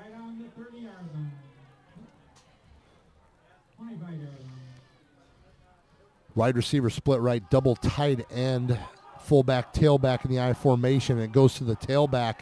That is Solis, and he gains enough for another Harvard first down. And they are on a roll here in the second half to start 8:38 to go in the third quarter. And the Indians need a big stop here because the way this ball game is going, it could be a one-score game. You know, it really could. And something that the Indians need to do more is they need to penetrate that offensive line a little bit better. Get into the Hornets' backfield and stop these runs because they may be short, but they're chipping away yardage. That's absolutely correct. They need to get back in there, cause some havoc. And, again, it is Kramer up the left side, probably back to the line of scrimmage. Not much penetration, but Indians were right there in the hole. Be a 2nd and 9, a second and long 9.5 we'll call it. And trotting off the field there for the Indians is number 53, Jeff Werner. You know, these runs by the Hornets might be short, but they are productive because they wear down this defense. And one of these runs is going to turn into a big one. I think so. And the biggest thing is to eliminate the big play. And hopefully the Indians can stop that here. Second pass of the ball game. It is a pass across the middle, broken up Absolutely great play back there. Great coverage, great coverage. Way to break that ball up. Don't let him bring it to his chest. Pass was intended for Justin Nolan, incomplete. Jesse Henning in there on the play. Dan, it looked like he got in there right as the ball got to him. It really was, and Justin Nolan is a threat because he is the Hornets' best receiver right now with yardage-wise. Somewhere around 190 yards on the season, not 10 attempts, but he gets those big yardage plays. And when you run the ball as much as the Hornets do, you're going to see those big plays in the passing game. So 3rd and 9. Harvard looking for a big run here, and they get some of it. They get most of it, in fact. It's going to be short of the first down, maybe 2 yards or so, but it makes it a much more manageable 4th down, and the decision now is in the hands of Tim Hack, the head coach for the Hornets. Is he going to kick the field goal and take the points, or is he going to try to bust it up the middle? Big boy coming out there on the field, number 70 for the Hornets. That is Adam Freeman. He's going to come out there and anchor that line, and they're going to be looking to get a few yards here. Oh, I take that back. It looks like they're going to kick a field goal. So field goal team on here. Holding for the Hornets is Justin Nolan, kicking for the Hornets. It's up, and it is good. A kick is good, and a field goal, and first blood is finally drawn here. That was Peyton Schneider, number 12. He's 3 for 3 on the season, 4 for 6 on extra points. So he had enough leg there. Harvard now takes the lead 3-0. And with that score here with 6:42 to go in the ball game, the first lead for either team. Nothing flashy on that drive, but it was very, very productive. They gained, a good 60 yards, 70 yards in the drive, all running one big pass play, another pass play that was dropped, and end result is a field goal and a 3-0 lead. Which way things are going tonight could be enough. We hope not, but it could be enough to win this ball game. So the Indians are going to have to come back after a little kind of a miscue that we really didn't know about until the second half started. A little mess up on the original coin flip, and the Indians start the second half with out possession that they should have had, and now they're behind 3-0 as a result. This will lead into my keys to winning the second half of the ball game for the Indians. Is we need to reduce the amount of penalties because that really hurt us in the first half. You're absolutely right. And another short kick, it's going to go out of bounds. And the high school rule, they have the opportunity to take it at the 40. It goes out of bounds in high school. It's considered a legal procedure if it goes out on the kickoff. So officials throw the flag, and they're going to mark it either where the ball went out of bounds or the 40. Where the ball went out of bounds or a re-kick. And the Indians chose to take it where the ball went out of bounds. I think that was a smart decision. I do too. It's better than making them kick it again and having mistakes happen. Indians have had some trouble with their kick return team. So they're going to take over at the 35-yard line, 1st and 10, the same formation we've seen all night, split receivers. And the ball is the first pass of the game is a little deep pass. It goes out to the intended receiver was number 23, Matt Conroy. Nice play, single coverage Lopez had out there, defended by number 22, Justin Nolan, and it was more or less up for grabs, and both guys were just trying to knock it down. Yeah, it was good coverage by the defense, but I have to give it up to Matty Conroy there by knocking it out of the defender's hands and preventing that interception. Absolutely great play there. Keeps the Indians possession, 2nd and 10. And the first play of the second half was a pass, and this goes to Leshik. Runs right out of his shoes. Looks like he had his shoe stripped off there. Harvard defender throws it into the backfield, and Leshik finishes off the play with a shoe and one black sock. Well, Nate, I'd rather have stripped shoes than stripped balls, That's very, very good point. So Leshik holds on to the ball there, and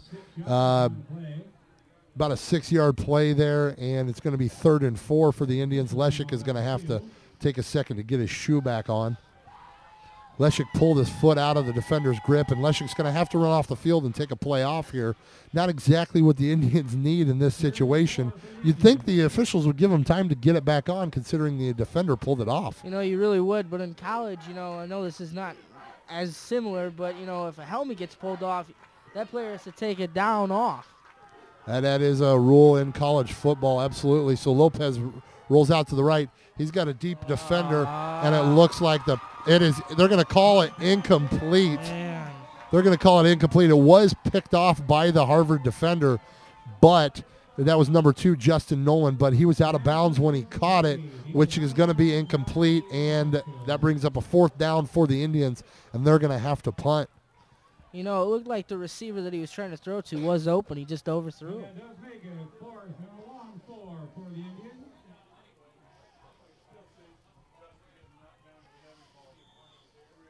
What do you think, Nate? Are we going to go for it, or are we going to kick it? Yeah, I got a feeling we're going to kick it. That's Henning out there.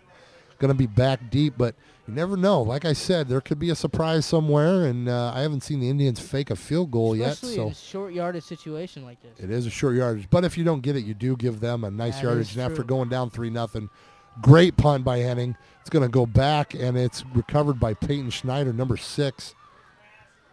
Excuse me, that's Chase Shelton, number 6. He brings it straight up the right side and looked to be maybe a face mask on the play there, but the officials didn't call it. You know, it was a good decision to punt, I think, there. And, you know, again, there was another very good punt by Jesse Henning. He's had a lot to do with the deep starts for Harvard. In this case, though, Harvard or Marengo had to punt deep in their own territory, so it's midfield or so for the Hornets, 1st and 10 from the 36-yard line, their own 36, and they come out double tight with one split to the right, and they hand it right off to Kramer. Kramer up the right side. Stepping up to make the hit is Henning. Kramer, hard runner, hits Henning and keeps on going and gets about 8 on the play. It's 2nd and 2, and so now that decision comes back in, 2nd and short. Do you go for the first down, take your run, or do you maybe take that opportunity to pass the ball and get a big play here and keep the momentum going, knowing that you're coming back with a 3rd and short? You know, I think the Hornets, they are putting into the minds of the Indians that they are going to run it here, so maybe we might see a throw. Well, right there to Kramer up the middle, and he gets enough for the first down. Indians trying to strip it and pull it back, but they're going to stop him in forward progress, and it's going to be a first down for the Hornets. You know, again, repeating the same game plan here. You know, they're not flashy runs, but just chomping away at yardage. Well, they got a 3-0 lead now. I don't know if we'll see a whole lot of passes. They're going to be trying to run the ball as much as possible to keep the time moving off the clock. Nice play there for the Harvard right side for Harvard. That'd be number 52.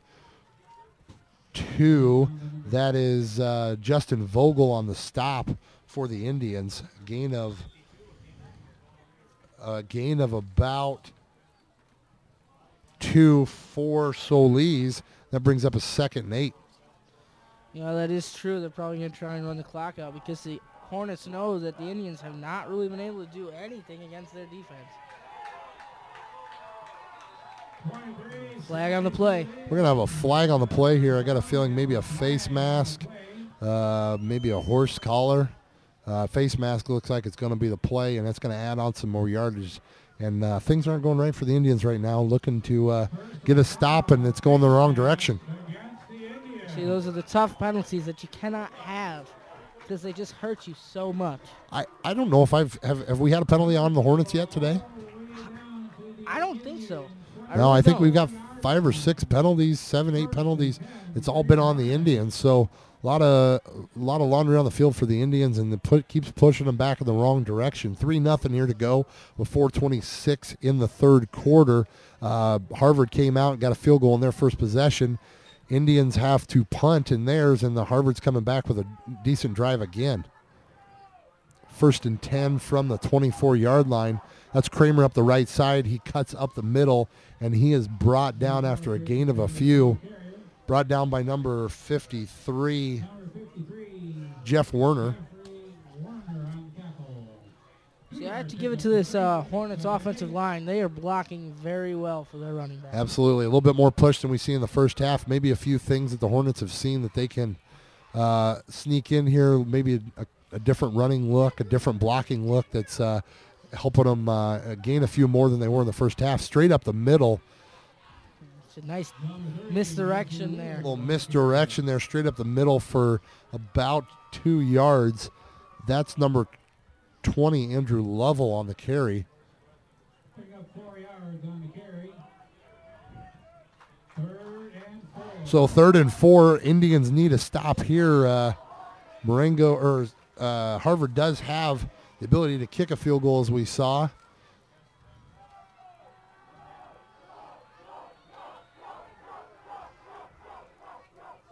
Schneider under center, left to Solis. Solis brought down. It's going to be short of the first down, a little bit past the line of scrimmage, and we're going to have a 4th and short, and Harvard's going to have a decision to make. You know, right here, if I'm getting in the mind of Hornets coach, I think I would kick the field goal here because, you know, Indians aren't doing very much on offense. You know, they're bringing the group out here. They kick the field goal here. It's going to be a 35-yard field goal. And that's probably about the limit after we saw the last kick of where Schneider can kick it from. And they're going to go split left, split right, split back with a tight end. And it's going to be a run up the right side to Schneider. And he's going to have enough for the first down inside the 10-yard line. And it's going to be a 1st and goal for the Hornets. That very possibly could have been a touchdown, but he lost his footing on the play. Absolutely. He had the opportunity to sneak in the end zone, kind of slipped, and there was just enough time for the Indian defender to make the recovery and bring him down. 1st and goal from the 7. Indians need a big stop here, need something good to happen to keep the momentum from sliding too far away. Come on, boys, let's penetrate. Kramer up the middle, stopped immediately.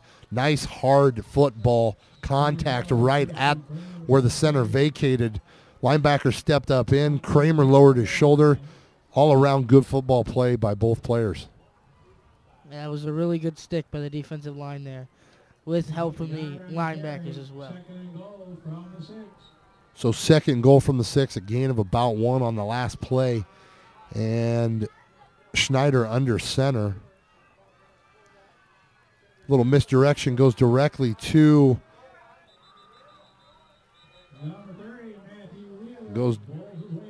number 30, Matthew Reeder. And he gets it down to about the 1-yard line. 3rd and 1 for the Hornets. Indians need a big goal line stand here.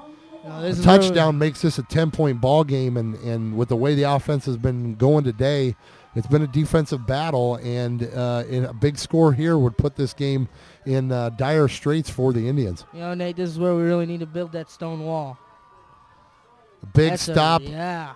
Oh, he's initial hit was good, but Kramer keeps his, Sam Solis keeps his feet moving and is able to sneak away from the first defender and lean across the line. It was a battle, and it was just enough for him to push the ball across the goal line, and that's a score. Makes it 9-0 with the extra point to follow. You got to hold that tackle, man. First hit was initially, I think he was probably stopped, Dan. I mean, he could have been, but, I mean, you know, it was a very good second effort. Good second effort by the running back, gets him in the end zone, and the extra point is up, and it is plenty of leg. Is it good? It is good, and that makes it 10-0. So I said, 35-yard field goal seemed like a long field goal for Schneider, but after that extra point, it looks like he could definitely hit a 35-yarder. Once again, with that score, Bob's Grill donates another $25 to the Harvard Booster Club. 46 seconds left in this third quarter as we prepare for this kickoff. Indians will have their second possession of the first half. They had one possession so far in this third quarter. You're right, that running play or the running game for the Hornets has been successful in the third quarter, and it's eaten up a lot of clock. You know, really, we keep saying, well, you don't, but I do. They should throw the ball. They should throw the ball. But, 26 years of experience for this Hornets coach. I think he knows a little bit more than me. And this running game is working for him, so stay with it. Yeah, I don't think we're going to see much else other than that running game now, especially up 10-0.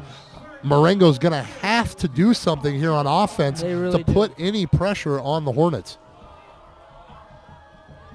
This is still a very winnable ball game, but things are going to have to go right for sure here in the next few minutes.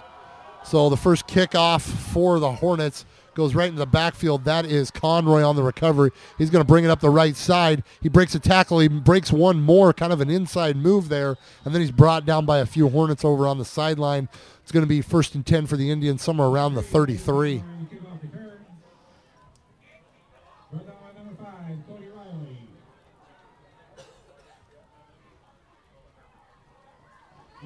Both teams looking for their second win of the season. 1-3 is the record on the year. The magic number in high school is to get to that number 5. That gets you qualified for the playoffs. You have to have 5 wins, and then after that, it's playoff points. So you want your opponents to be to get wins. That gives you points, and then you get to that 5 and 4, and that automatically qualifies you for the playoffs. So both teams trying to get to that second win of the season. Leshik up the middle, stopped immediately at the line for pretty much no gain. It seems like the battle at the line of scrimmage is being won by the Hornets on both sides of the ball. Right before the play is snapped, you can see those linebackers on the Hornets side jumping around. That should be a little bit of a signal that, they're going to be coming after Leshik because they know what's going to happen. And that also creates a lot of confusion for the offensive line. They come up, they see the defense, they make their calls. And this 3-man front with kind of the roving linebackers played some havoc on the Indian offense. Leshik up the right side, he gets a big gain there, and it takes, I'm pretty sure there is all 11 Hornets trying to take him down there.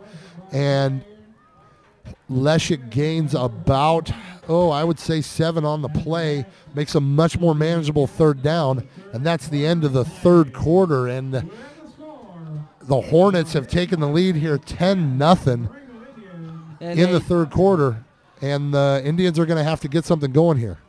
On that last run, it really looked like he ran to the Hornets' nest on that one. Got a player down on the field right now.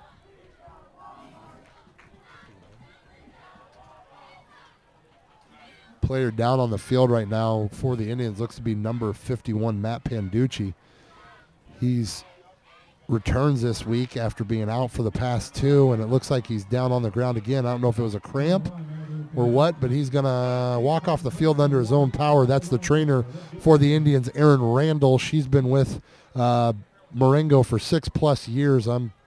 It could be more than that. As long as I've been around, she's been here, and she puts a lot of time in with our athletes to keep them healthy. Nate, we were really hoping that was just a cramp because Matt Panducci is a very valuable asset to this offensive line. And also your next-door neighbor, as you pointed out earlier. And my next-door neighbor. I wish my next-door neighbor the best of luck in returning this game. So flip-flop here. Indians coming left to right now. 3rd and 4, and Leshik pushes forward looking for the first down, and it looks like by the line judge's spot, we're going to have enough, and Leshik moves the chains here. Good start here on the Indian drive.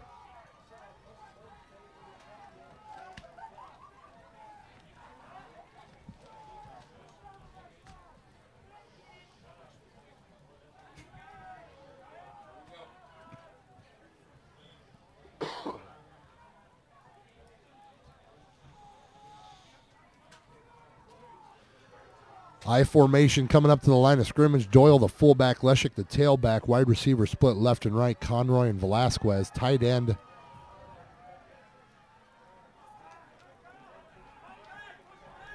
Tight end was Dustin Rondorf. The pitch went out there. I have a feeling that got broken up. Looked like Doyle slipped in the backfield, and anytime you have that sweep play, your fullback is your lead blocker, and that pretty much put Leshik out of commission on that play. So brought down the backfield, a loss of about 1 on kind of the broken play there. Brings up on a 2nd and 11 for the Indians with 11-11 to go here in the fourth quarter. They really need to make something happen on this drive to really stay alive in this football game. You know, no matter what happens here, you got to get the field position turned. Leshik up the right side, big play, gets a gain of about 7, and that's more of what the Indians are used to seeing. Leshik up the right side, gets a block, makes a move, and then uses his powerful running technique to get a gain of about 8 on the play. Brings up a manageable 3rd down for the Indians, 3rd and 3. And now the Indians are going to decide, are we going to go right back to Leshik, or are we going to... Well, we're going to have a little change in the play. Interesting, you don't see that very often where the player's running on the field as the huddle's breaking. Goes to Leshik up the right side. He gets enough for the 1st down and a few more, another gain of about 7 or 8. And Leshik is brought down after the 1st down, stopped by number 88, Tate Miller.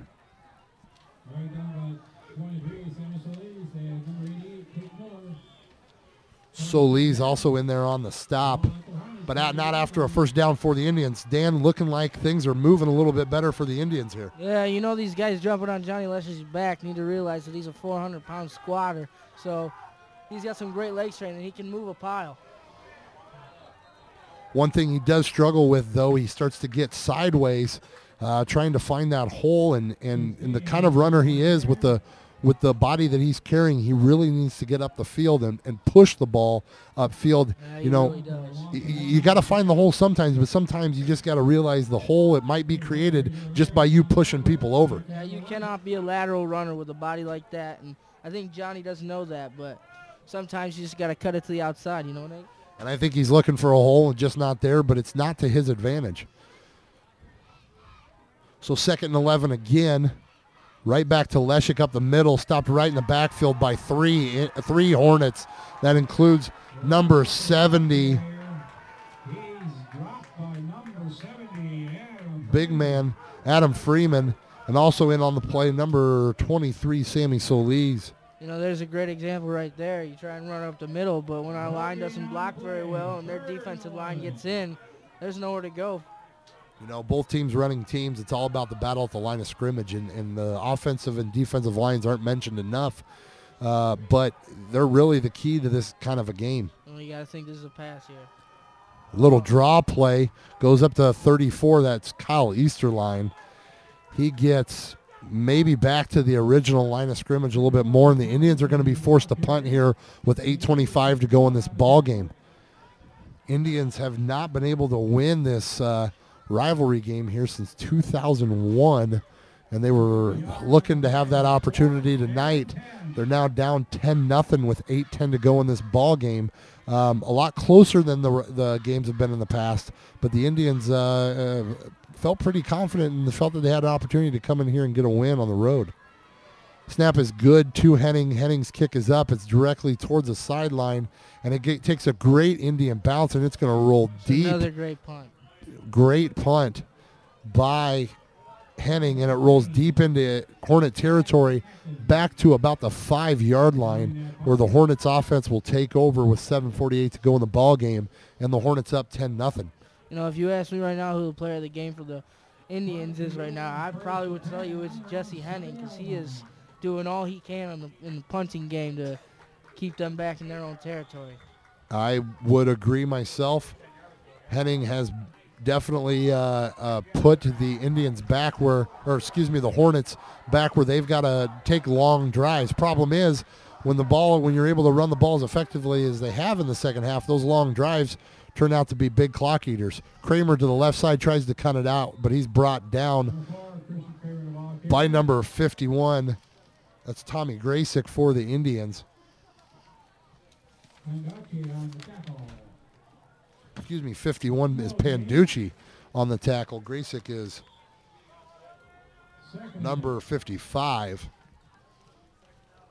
Defensive line for the Indians goes Panducci, Werner, Keenum, Graysick, and Vogel across. You know, I was talking to inside linebacker Dakota Cassandra before the game, number 36, and he told me that he is very confident in his team's ability to win ball games, and I think that's the overall mindset of this football game.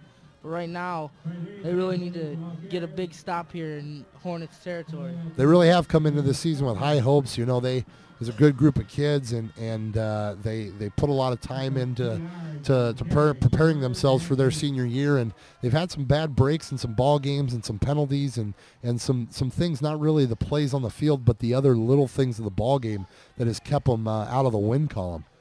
You know, after that great start in Mendota, things were looking up, and then some tough losses after that. Absolutely, and after a little run there for Kramer, he is brought down, and it looks like the punt team is coming on. So the punt team in here, this is going to be the second time we're going to see an actual punt happen, and the Indians earlier brought the house with one man back and were able to tackle the kicker on a bad snap, and the Indians look to be doing the same thing, especially deep in territory. And we'll see, are the Hornets going to take a little fake here? We'll see what's going to happen. It is brought back. It is not blocked. It is a nice kick deep. The advantage to this is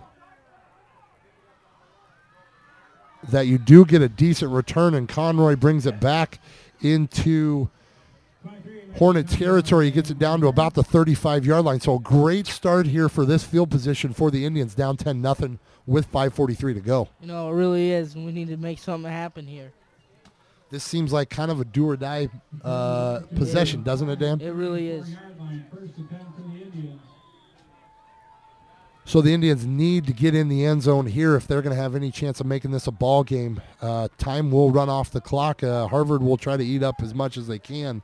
And the Indians are going to have to get a quick score here to ensure that they'll have one more possession to try to win this ball game. Leshik up the left side. He gets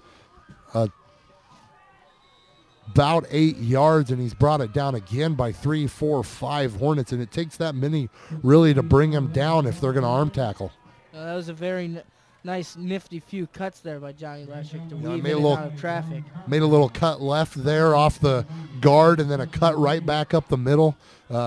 Great observation there, Dan. He kind of his one time where those moves have kind of helped him out. So Lopez back under center. Tight end, it's a sweep. This time Easterline keeps his footing, and Leshik is trying to get outside, and he is spun around, keeps his footing, and brought down close to the first down marker. I think he's going to be a little bit short. It'll probably be a third down, but Leshik with a second effort there after being spun around, and the Indians will have a third and about 2. You know, that run looked very promising, but the blocking just fell apart there. And there at the end, you get a lot of penetration, especially, you know, a sweep in a muddy game. It's tough to get the movement going from the side to turn and come upfield. It's very true, Nate. A little QB sneak there for the Indians, and Lopez looks like he got 3 or 4 on it, and that's going to be enough for a first down. Brought down by number 70, Adam Friedman. And Lopez gets enough for the first down, so a little sneak, quick snap there for the Indians. There's a nifty play there. Let's see if they can turn that into something else here.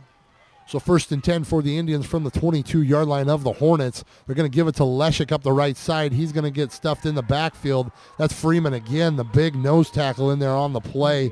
And a couple other Hornets take him down, and the Indians are going to take their first time out.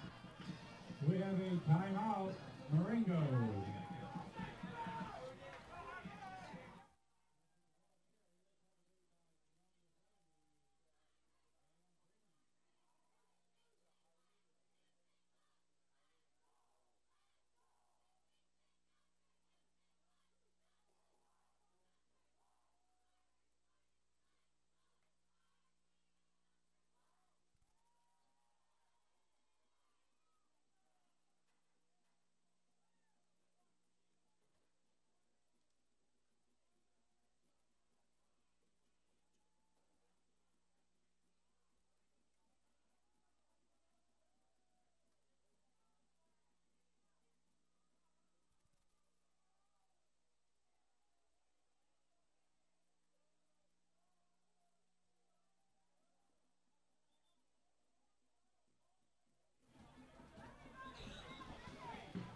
.433 to go here in the ball game. Harvard leads 10-0. Indians threatening here, though.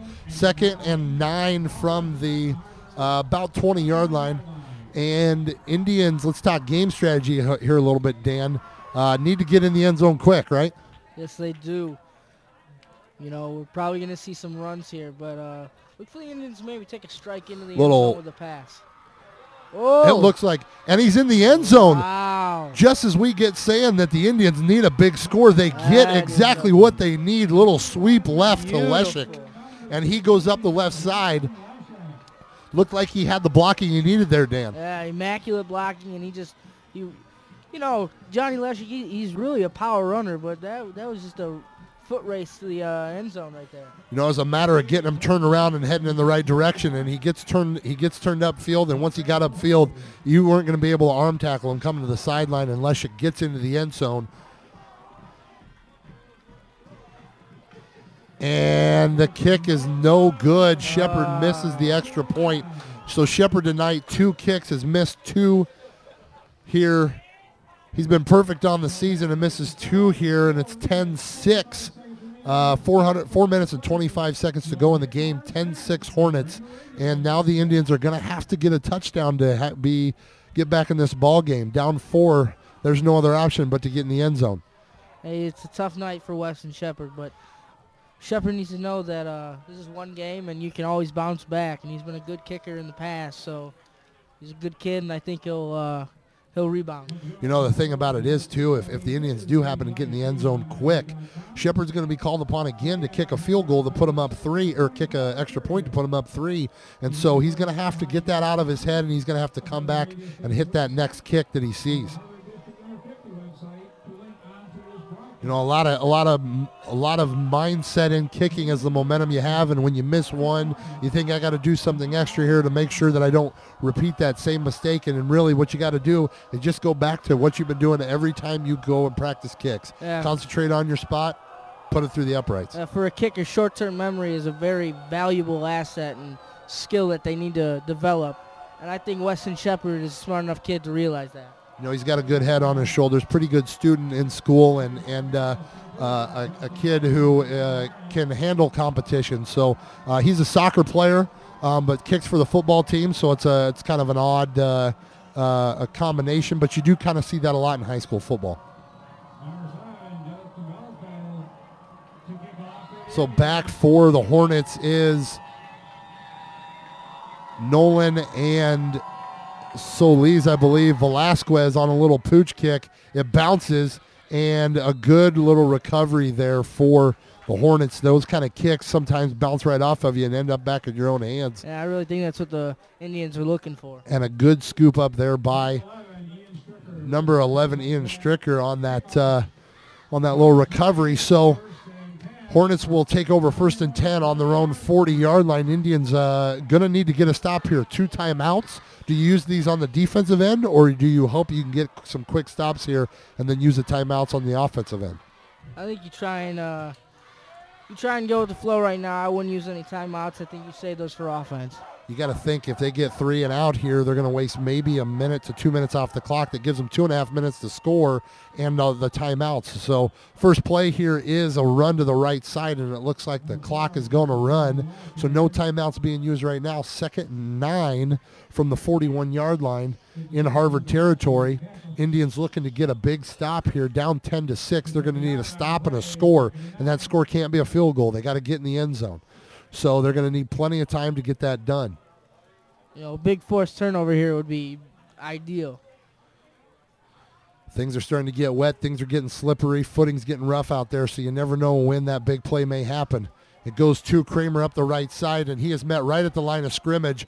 Brought down immediately. Strong play by number 17. That's Chase Heinberg, the cornerback, coming up on the stop. He hit him hard, and he kept him right where he was. So another stop there for the Indians brings up a 3rd and 7. And now the Hornets have a decision to make. Do you pass the ball, stop the clock on an incomplete, or do you run the ball, kick the punt, and if you don't get it, and try to waste as much time off the clock? You know, if I was the Indians, I'd watch the run here, and then, you know, maybe they might try one of those nifty little punt fakes that they tried earlier. Yeah, a pass play here doesn't seem like the greatest of calls, but, you know, you get this, that could be a game-winning pass. They're going to run the ball, and it's going to go to Solis, and he gets enough not enough here for the first down, That so was a it's going good to be a stop. fourth and about 2, and now Harvard has a decision that I think is a little bit tougher. Do you take the punt and give the ball back to the Indians, or do you take the chance at possibly coming in here and going for it and getting it and ending the ball game? And I think Hack makes the decision to go ahead and punt it. And with 2:27 here and the clock running, Indians are going to get the ball back here with about 2 minutes to go with one last offensive drive here to try to win this ball game. You know, with Hack's experience, I think he realizes that other than that big run, the Indians really haven't been able to get anything going against his defense. So I think he's going to rely heavily on that. And, you know, your defense for the Hornets, they need to be confident in knowing that their coach has confidence in them to step up and make this stop. And Harvard lets the clock run down, the play clock, run down, and they take their timeout, so they try to run the clock down as far as they can. And now the punt's going to take 7-8 seconds, so the Indians are going to probably get the ball back if it's just a punt and caught with about 1:50 to go. Now that doesn't mean that the Harvard's not going to come out right here and say, hey, you're going to have to stop us on one more down. So you never know. That right there, you make the Indians think you're going to punt, and next thing you know, you come out after this little timeout and you run a fake. In high school football nowadays, you don't see conventional wisdom very much because teams are confident in their defense or their offense, and they feel the more they can hold on to the ball, the better they're going to be. You know, you're exactly right, Nate, and I think that's what Coach Hack has in mind right here. So Looks here like we a go. punt. Punter back, max protection here, and again, the Indians are going to bring the house, and we're going to have a clash here. Uh-oh. Got to get them off the field, and they're going to get the snap. Oh, wow, the great break for the Indians. If the Hornets would have seen that they had an extra man on the field, they could have snapped that ball, had 12 men on the field, and there would have been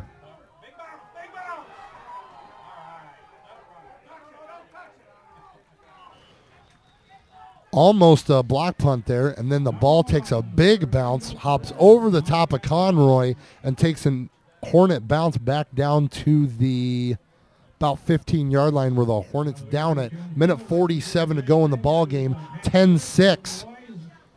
That's a misfortunate hop for the Indians right there, but ideal for the Hornets. Matt Conroy, he's not the tallest kid in the world, but he does have a pretty good vertical, and for that to hop over his head, it's pretty upsetting.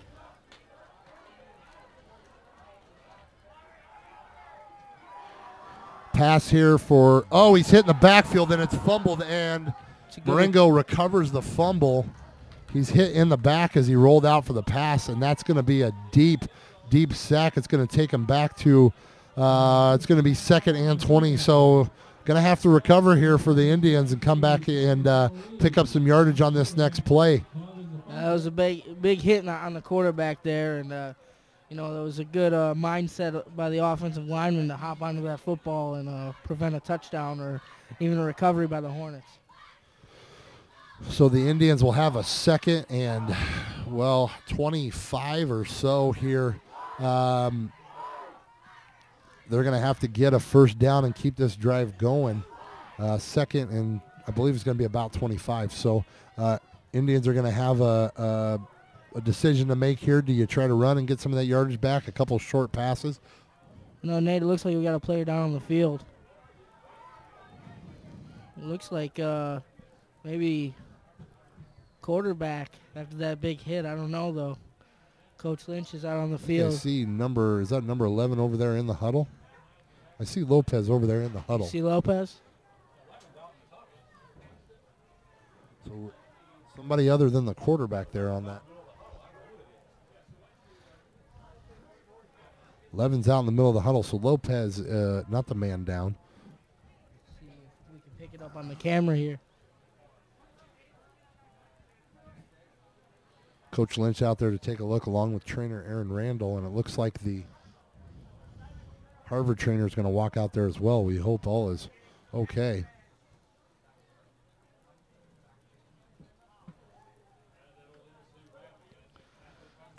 Surrounded by medical staff and coaches. It's hard to see who it actually is.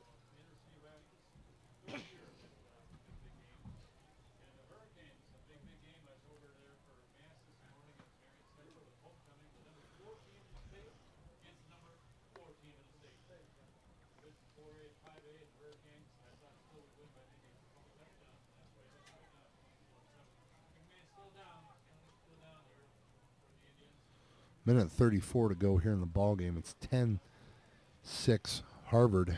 We're still waiting to get a little injury timeout. We're going to step away for a minute and reset ourselves here as we finish up this ball game. A minute 34 to go.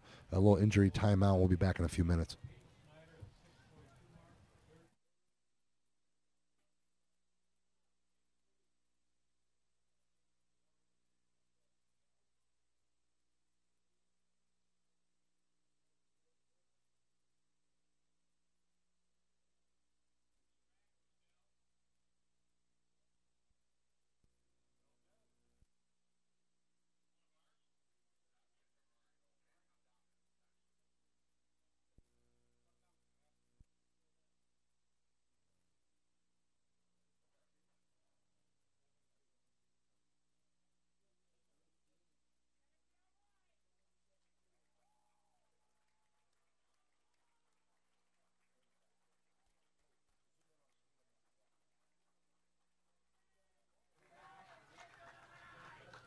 We're back here at Dan Horn Field where Luke Keenum is being carried off the field under a little help.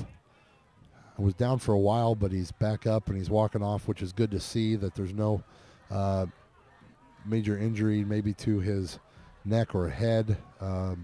Can't get a look at really what's going on there, but Luke Keenum been a big part of the Marengo line tonight and a big part of their offensive line. Looks like he's out for the game. And Indians are down 10-6 here with a minute 34 to go. They're going to need a big play. Second and 20, 25, and they're going to need a couple big plays here to get a first down and keep this drive alive. And they really got to put, you want to keep your player and your fellow senior in your head, but you really got to put it out of your head right now and go get them a win. Especially for the guy that's down and hurt, you got to, make this drive about him.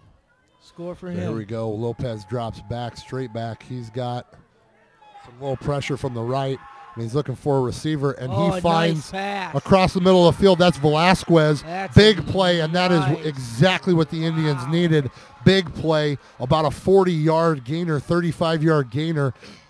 Hits Velasquez amongst a few, and he comes up with the catch, gets about 10, 15 yards after the catch, and the Indians are in business. First down, moving the ball down the field, exactly what they needed after the momentum was sliding the wrong direction. Nate, that was a great pass and right in the numbers, but it was also a very, very nice catch. So here it is again, wide receiver split out left, head and right, split backfield. Lopez back to pass again. He's looking. He sees nothing right now, and he's got a man across the field. It's tipped up, and it hits the ground. Good effort there by number 7, Velasquez. Again, not able to come down with the pass, kind of hit when he caught it. Gets up in the air, and very lucky that the D-back didn't have a chance to get up there and scoop it up. That was very, very close. Almost an interception, but, Velasquez almost had his hands on that one.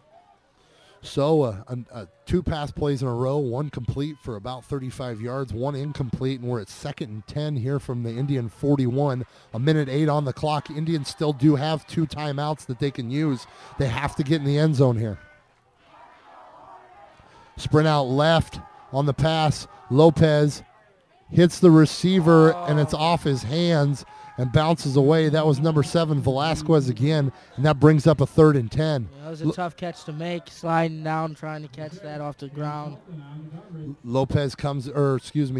Velasquez coming back towards the ball, kind of slides as he tries to catch it. Would have been close to a first down, maybe not enough, all depending on kind of where the spot came. But that is no matter now as the ball falls incomplete, and it is 3rd and 10. So 2 plays here. Indians need a first down. Sprint out right. pass play gets tipped up, and it's knocked down, and that'll bring up a 4th and 10 for the Indians. So this is a do-or-die play here. Indians need a first down. 54 seconds to go in the ball game, and the Indians have to get a first down on this play. A lot of time on the clock and a lot of timeouts, and the Indians have chose to come out here at the end of this game and throw the ball all 4 attempts so far in a row. Excuse me, if you include the sack, that's 5 pass plays in a row. That's not something you normally see out of the Indian offense. But when you're put in this position, 54 seconds to go in the ball game, it's a decision you got to make.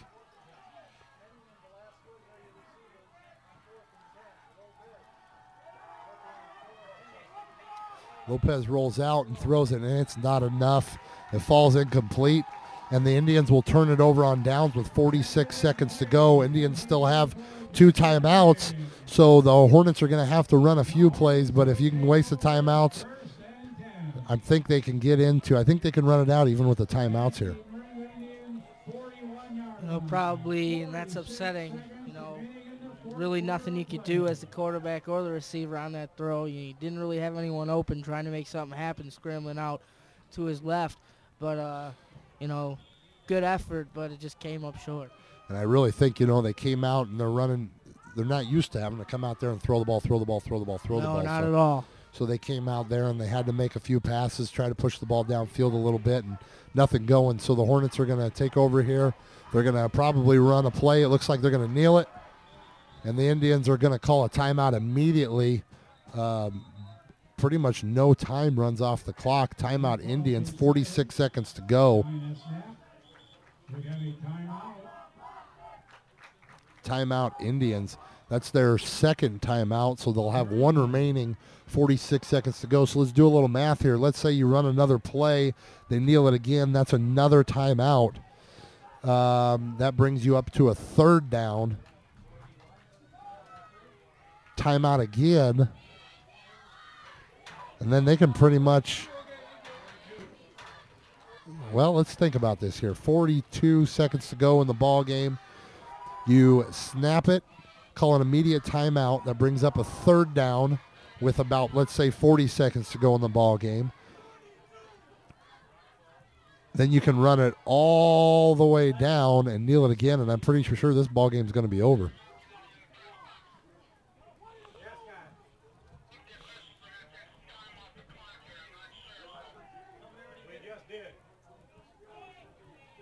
It was 45. A little clock issue here. They got 42 seconds left on the clock here. They stripped some time there. Nothing ran on that kneel, so they took 3 seconds. Apparently, snapping the ball and taking a knee takes 3 seconds. It happened pretty much instantly in my eyes, so I think they took a little bit too much time off there, but I don't think in the end it's going to matter. I think that it's just a matter of kneeling the ball, and this ball game's over. Yeah, it really is right now, and it's upsetting. So another kneel and another timeout. That makes it 3rd and 10. We have timeout. Marengo. Indians are out of timeouts here. 35 seconds to go in the ball game. It's 10-6. It'll be 3rd down for the Hornets. They're going to take another knee, which will take it a 4th down. And when they take that knee, the clock will run, or the play clock will run immediately. And I don't think they have enough time.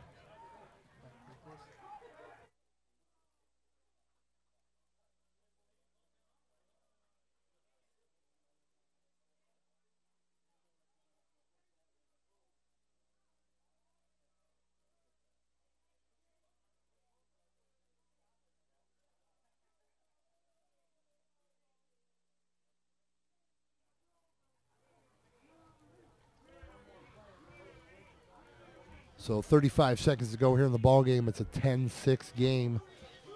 3rd down for the Hornets, and they're going to come out and take another knee and try to run this all the way down to as far as they can before they're going to have to punt.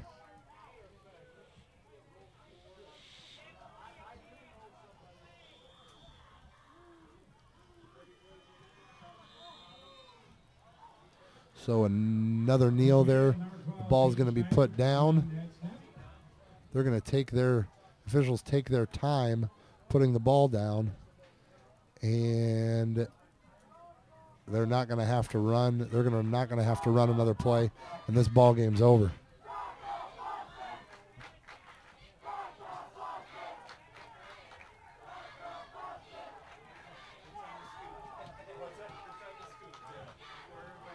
So a hard-fought ball game tonight, and it's going to end with the Harvard Hornets winning 10-6 here at Dan Horn Field, and it's going to be another win for the Hornets in this rivalry.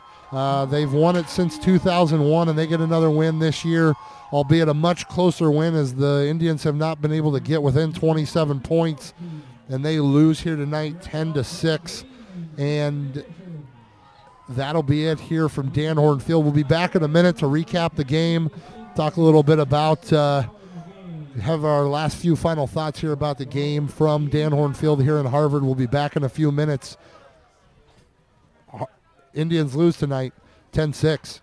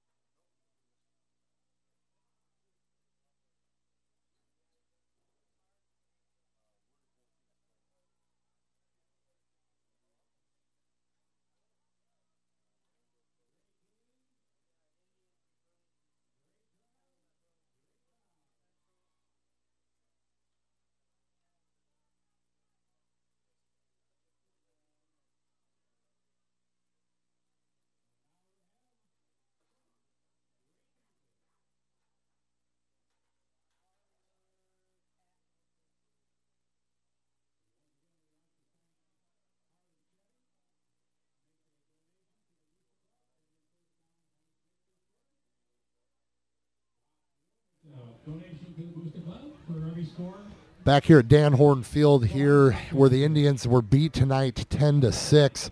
Little game recap. First half pretty much nothing, 0-0. The only real interesting thing in the first half was that the Hornets, their first possession of the game was about a 40-yard drive, and then they went to punt it, and the Indians were able to tackle the punter after the bad snap, and they took over.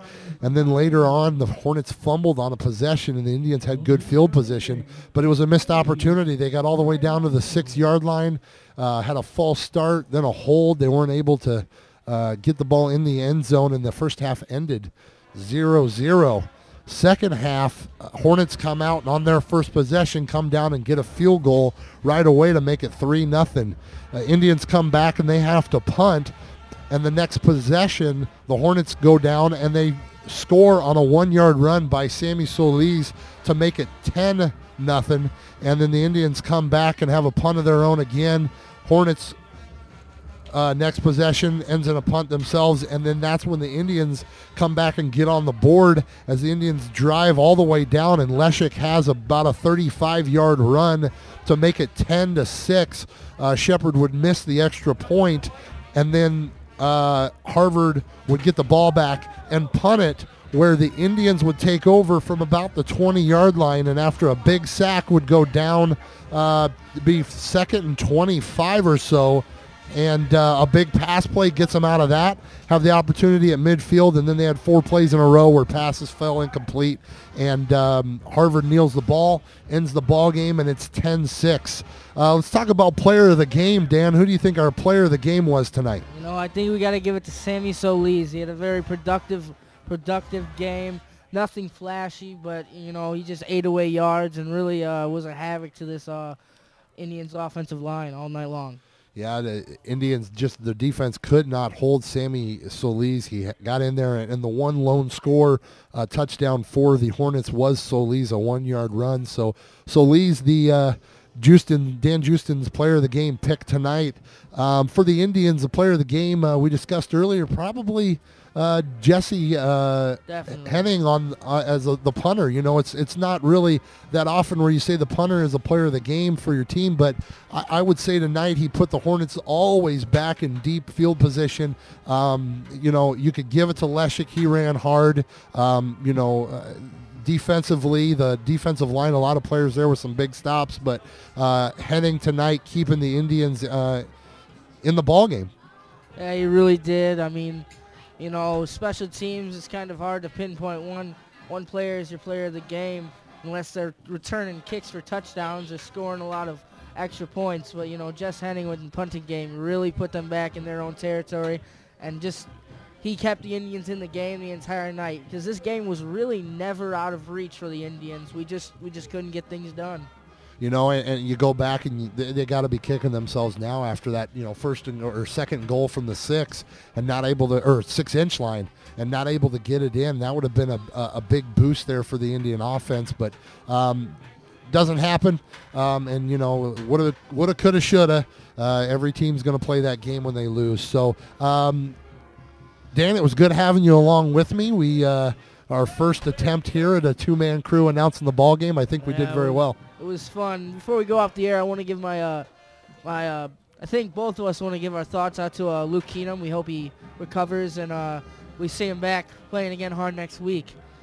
Luke Keenum, the big senior guard for the Indians, offensive tackle and nose guard, goes down there late in the game. Hopefully he can return back here next week. Speaking of the next week, the Hornets will travel to North Boone, where they take on the Vikings of North Boone next Friday night, and the Indians will be back at home. Burlington Central is coming to town. The Rockets did defeat Harvard earlier in the season. So the Indians will get their third Rockets coming to their house. The first one was the Rock Falls Rockets 3 weeks ago or 4 weeks ago. And then last week we had the Richmond Burton Rockets. And then coming back this week, again, we're going to have the Burlington Central Rockets. So we'll be back with you next Friday night from Rod Poppy Field at Marengo High School. It'll be Dan and I doing the game again next week. Hopefully we'll be bringing it to you live. Get an opportunity to get online next Friday night about 6:30. Go to IHSA TV and click on the live broadcast where you can see it as it's happening. Good working with you tonight, Dan. I'm Nate Wright for Dan Justin. We're going to leave you here tonight at Dan Horn Field where the Indians fell to the Hornets 10-6. We'll see you next week. Have a safe weekend and have a good night. Stay classy, IHSA.